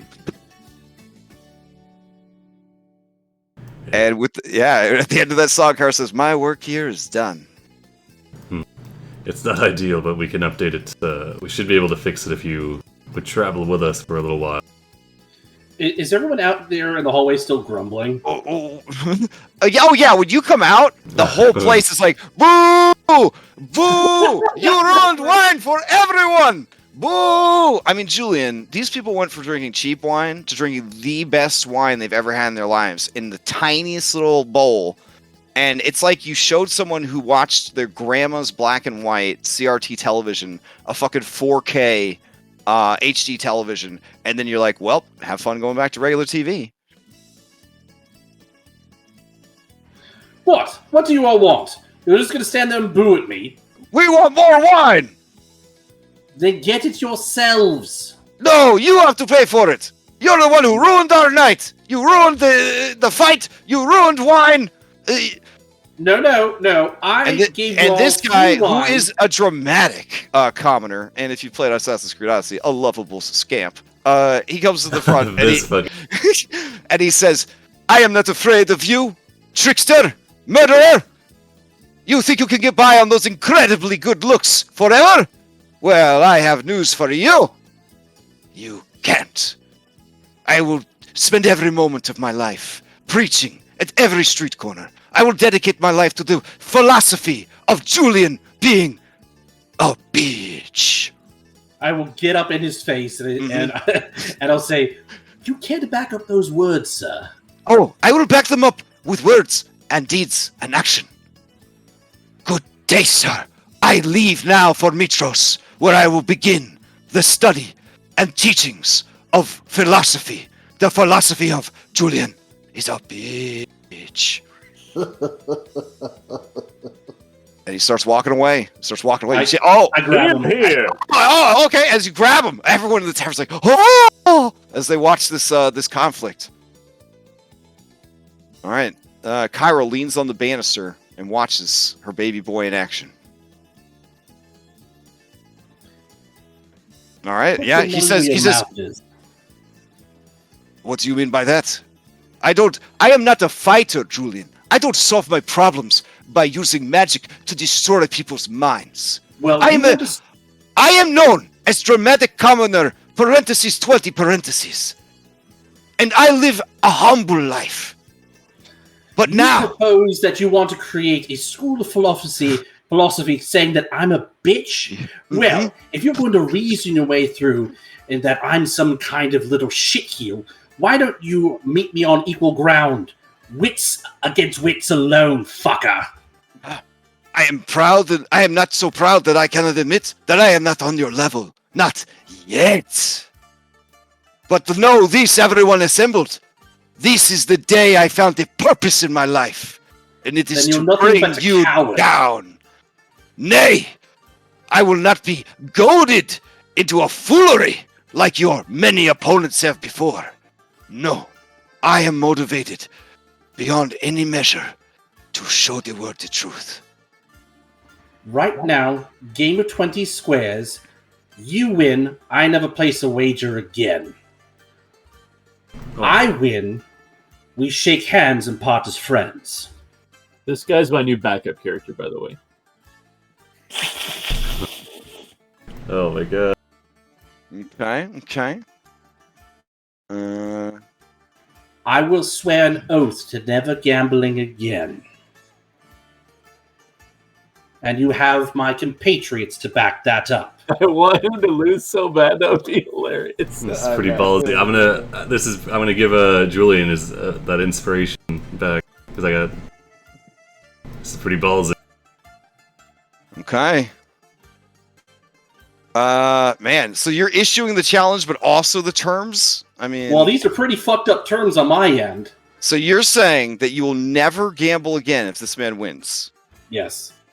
Wow. Jeez. Wow. And what does he have to do if you win? If I win, we shake hands and part as friends. We can, hang out, have drinks. I mean, he can't lose. What I'm trying to prove is that he just needs to shut the fuck up. This guy is so. This is the Karen of your universe. He is so ready to see your fucking manager, who's right over there by the railing, I guess. He is so ready to see your manager that you're gonna have to roll a persuasion check or intimidation to get this guy to do it, because he's just not going to do it. He knows what you want, and he's not going to give it to you. All right. In that case, I'll roll for persuasion. All right.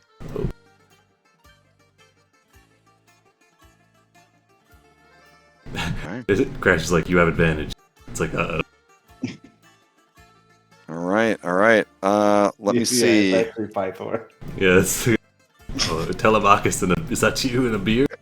All right. Hold on. Let me roll his. I guess it'll be insight to see if he's being swayed. No. This is pure stubbornness. This is pure Wisdom stubbornness. save, right? Yeah. So this That'd would be wisdom, wouldn't it? Yeah. Wisdom Yeah. save. All right. Okay. All right. I'm gonna roll this in secret. But I will have someone verify it, I guess. So Here we go. All right. But since you challenged him to a game, I don't want you to see his stat modifiers. Did it roll it where everybody could see? No, we can't see. Okay. I heard something. All Yeah, right. we heard it, but couldn't see. The man makes a small, painful smile at you. And he says, you have a lot to learn, Julian. And he turns and he tries to shake off your hands. And he starts to walk away. Damn. Who's the fucking Malacus coward now? And he just disappears into the night. That was some ballsy shit. Damn. I sent 4 assassins that milk. There are murmurs. This is the wildest night in a while. This is the wild. You just got these random people that are out hanging out at this venue. yeah. Okay. Oh god. All right. So Volon turns to you, Andronicos, and says, you said there's someone who could maybe fix this belt? That wasn't me. I have no idea what they were talking about. Perhaps Vulcan, the god of craft. More gods. He's a little bit. He kind of keeps it under his breath. He's a little bit more on the level than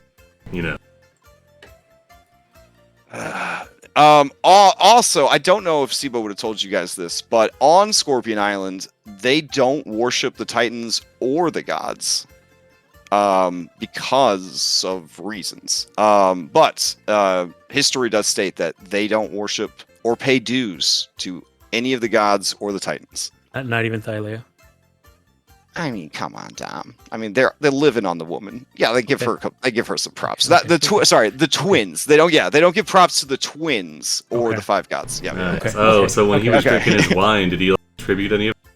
I honestly had considered, when Theros came out, replacing the centaurs on Scorpion Island with the Leonids or whatever, because they're anti-gods or whatever. But I really liked the whole myth of the centaurs don't like being ridden, but these centaurs have to be ridden, blah, blah, blah. Yeah, so. And then nobody wanted to play a Leonid because they're terrible. So I was like, okay, that solves that problem.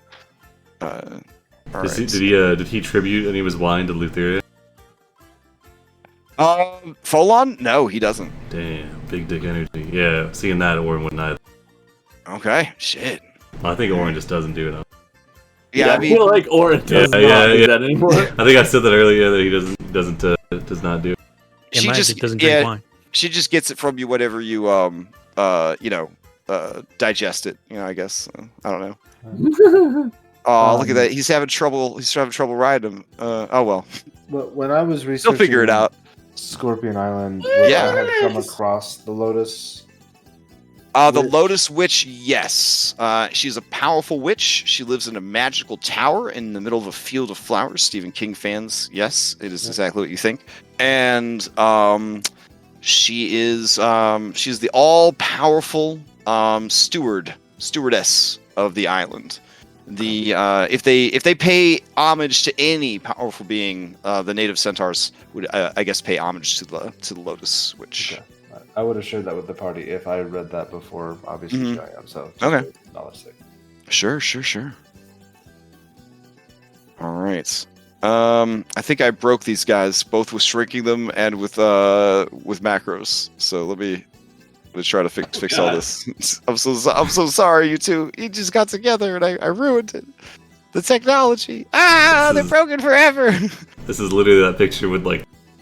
I'm not even gonna bring it up. Yep. So anyways, they are going to. Chihuahua had a great day. Yeah, pretty much. It's a hamster and a banana, but yeah. All right. So he says, "Where can I find this Vulcan?" If you travel with us, we can take you to him. You're traveling to Vulcan? Eventually. Most likely. Oh. Is it?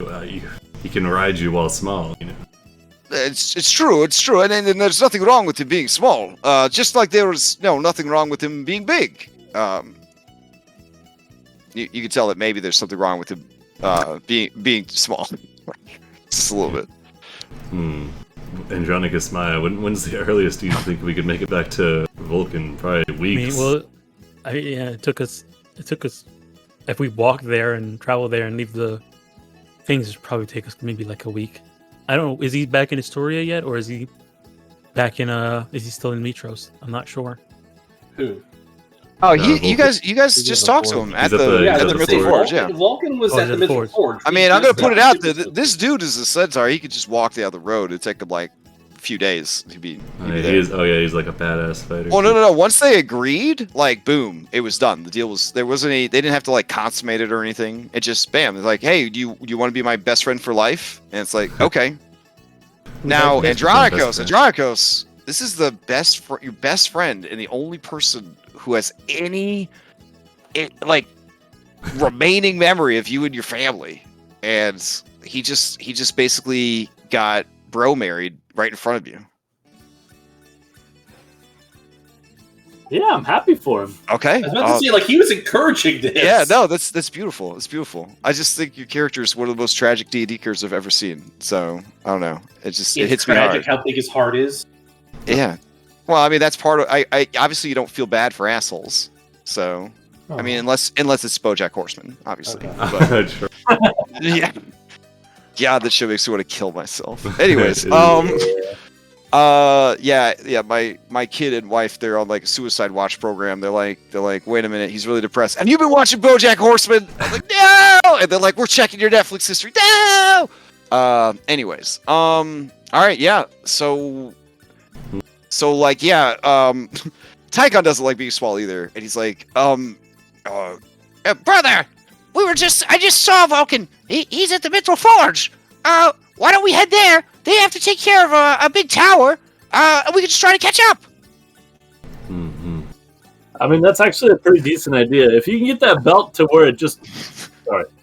If you can just get that belt to where it makes you my size rather than Sibo's, then that would be perfect.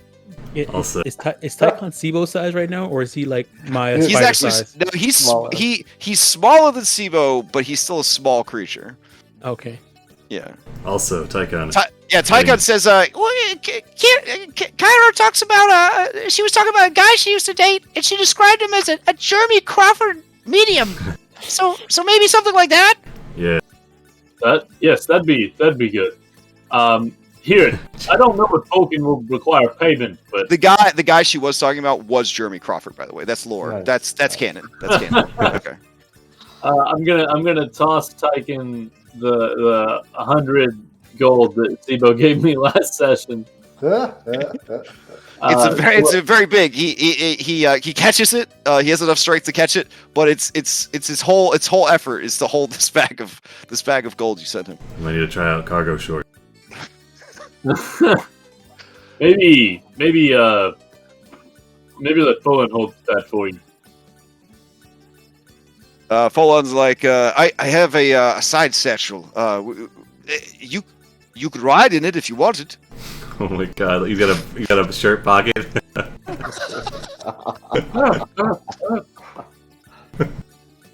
Tychon says, you know what, brother? It's still worth it. And he gives Folon a big hug. We'll meet you near the Deadfalls after we've taken care of this tower business. All right. He hops down from the centaur's back to this cushion, uses this as a trampoline, jumps up to the table, runs across the table, and he embraces you, Andronikos. 2.5 feet of 18 strength bro hug, and he brings it on in. Does he weigh the same as he did, or does it? Oh, like is his density still there? That'd be fucking amazing. I'm gonna say he's super hefty for a little guy. He's like 100 pounds. He's 2.5. Yeah, he's like 100 pounds. I hug him back, Okay. and I say, "I'm happy for you. This is good." Hey, look at me. Look at my eyes, brother. Look into my eyes, brother. I look into his eyes. Do you laugh at him? No. He says, I'm never gonna forget you, brother. We're gonna win this till the end. Win this till the end. So you take care of that You tower, have to get second place in the Great Games behind me. and we're gonna take back that boat, and we're gonna sweep the games. I Tychon, give him a little nod. Why And you I gotta be a say, little "Good one? I knew that was coming. oh my god. if you Simo, take a DM inspiration. we actually, if you're headed back to Vulcan, we have an ox. Can you bring the ox with you, Ozymandias, please? Oh yeah, we could do that, sure. Nice. Drop him off. Make sure Emru doesn't eat him, please. And then yeah, leave him with Aya, the dwarven lady. All right. Do we want to send the goat back as well? Or? I think Julie needs his goat now, more than ever. The cheese is really good. No, more than ever. He doesn't need his goat. All right. So they roll out. I guess it is imperative. It is imperative that since these are linked tokens, I turn off their mounting before they exit the Blow scene. up the whole circle. Oh yeah, I've been breaking shit like crazy, not turning these things off. That is the one downside. Is if you don't remember, it does seem to try to remember that it had it applied sometimes, and then I don't know. It doesn't always do it, but I've had a couple scenes break so far. So, all right. Just sort of sits there, looks down at his tiny bowl of wine. And says, wow, that was a whole thing. Why's it gotta be tiny? That was a whole series of events. This was an interesting night. Yeah, wow. You guys definitely took a different turn with full on arc You're right. than your alternate timeline cousins. Yeah, yeah. They just hooked him up with Dwayne the Rock Johnson. So They have Dwayne the Rock Johnson. What the? I mean, it's a Marvel movie. I mean, no, one of the random NPCs was Dwayne the Rock Johnson as Hercules. And when they saw him in line for speed dating, they were like, "That's it, it's over." That's the guy. Like, hey, you, get up here. All right, it's beautiful. I guess we'll end with that was a whole thing because we're at time. Man, it's gonna be a medium-sized minotaur riding a centaur. Yeah, There are medium-sized minotaurs in the world. There are medium and large-sized minotaurs, depending on how strong your tar bloodline is. There's You know, only Yeah, I how- mean yeah. the minotaurs that we fought inside the maze were medium-sized. So there's only Yeah. one small-sized minotaur though. yeah. Oh, and you fought some medium-sized ones in the Colossus. You fought some medium-sized Yeah. ones in the A Colossus. mini Yeah. Yeah. All right. Well, also the name of that belt is the mini belt. the mini belt. Okay. Yeah, that's It's a- pretty good. Yeah, Yeah. nobody can pronounce that. Yeah. All right. Wow. Okay. Oh my god. Take it back to the Dang, I didn't know it was Alright, well, fair. There's the goat. Okay. Oof. Yeah, we'll have to fix this real quick. Hold on.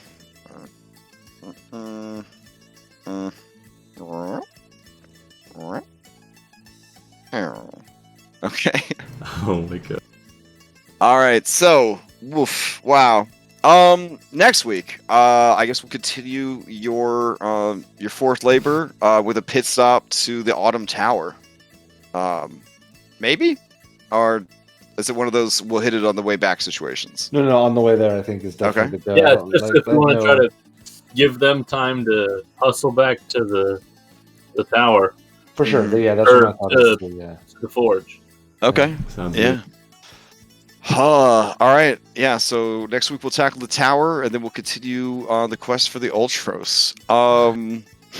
Before we adjourn, we played on Foundry VTT tonight, hosted by the Forge VTT, which is what allowed us to do a lot of the goofy, silly shit that we did with our miniatures and our tokens and blowing up walls and on the fly and all that kind of stuff. Announcements.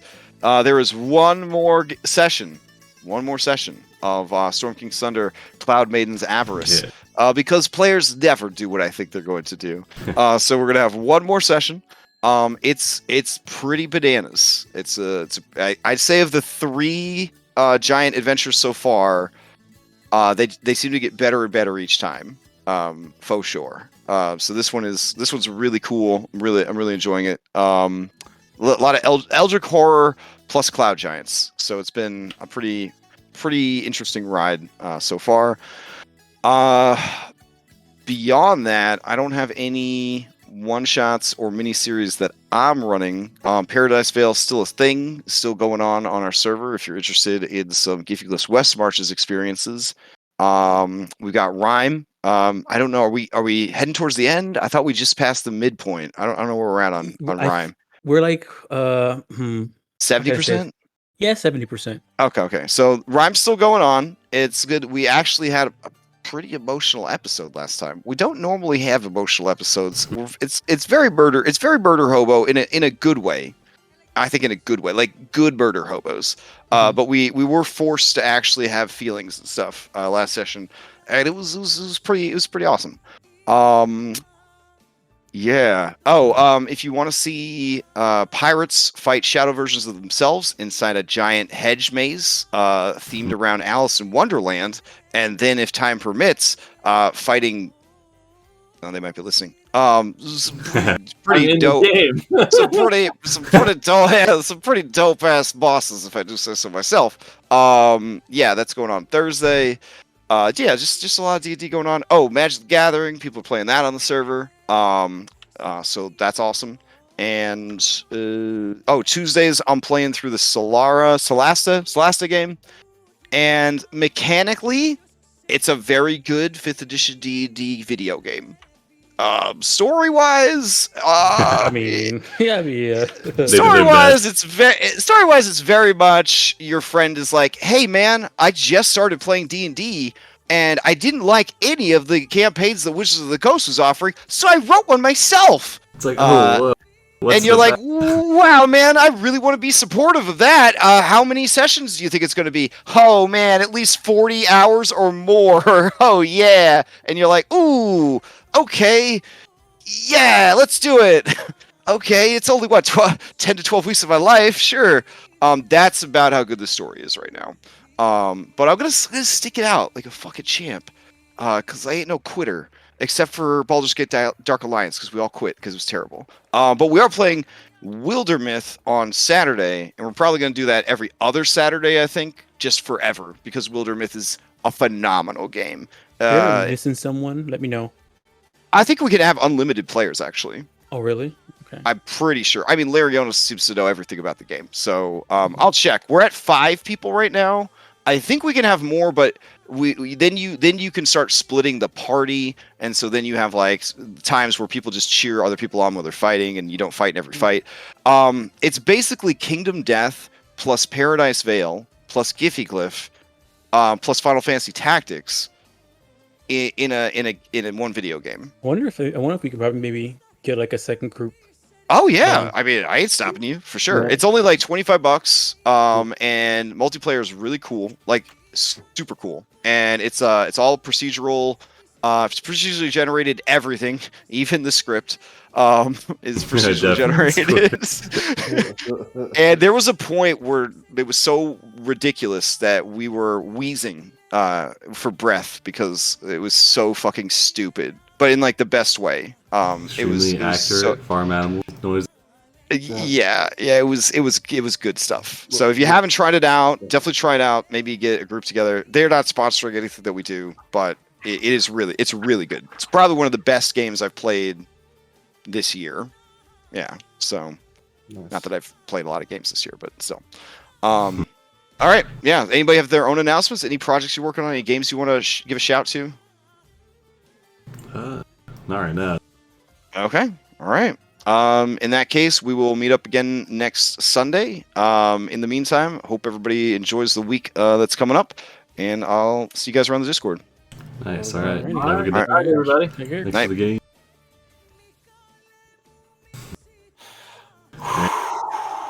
I wish I didn't flub that fucking deception. Or I wish he didn't nat 20 at 5. Right. Yeah. I feel like we could have recovered from it, but then after that, it really spiraled into like a Julian hate mob. Yeah, It's like, yeah. God, I definitely was not going for that.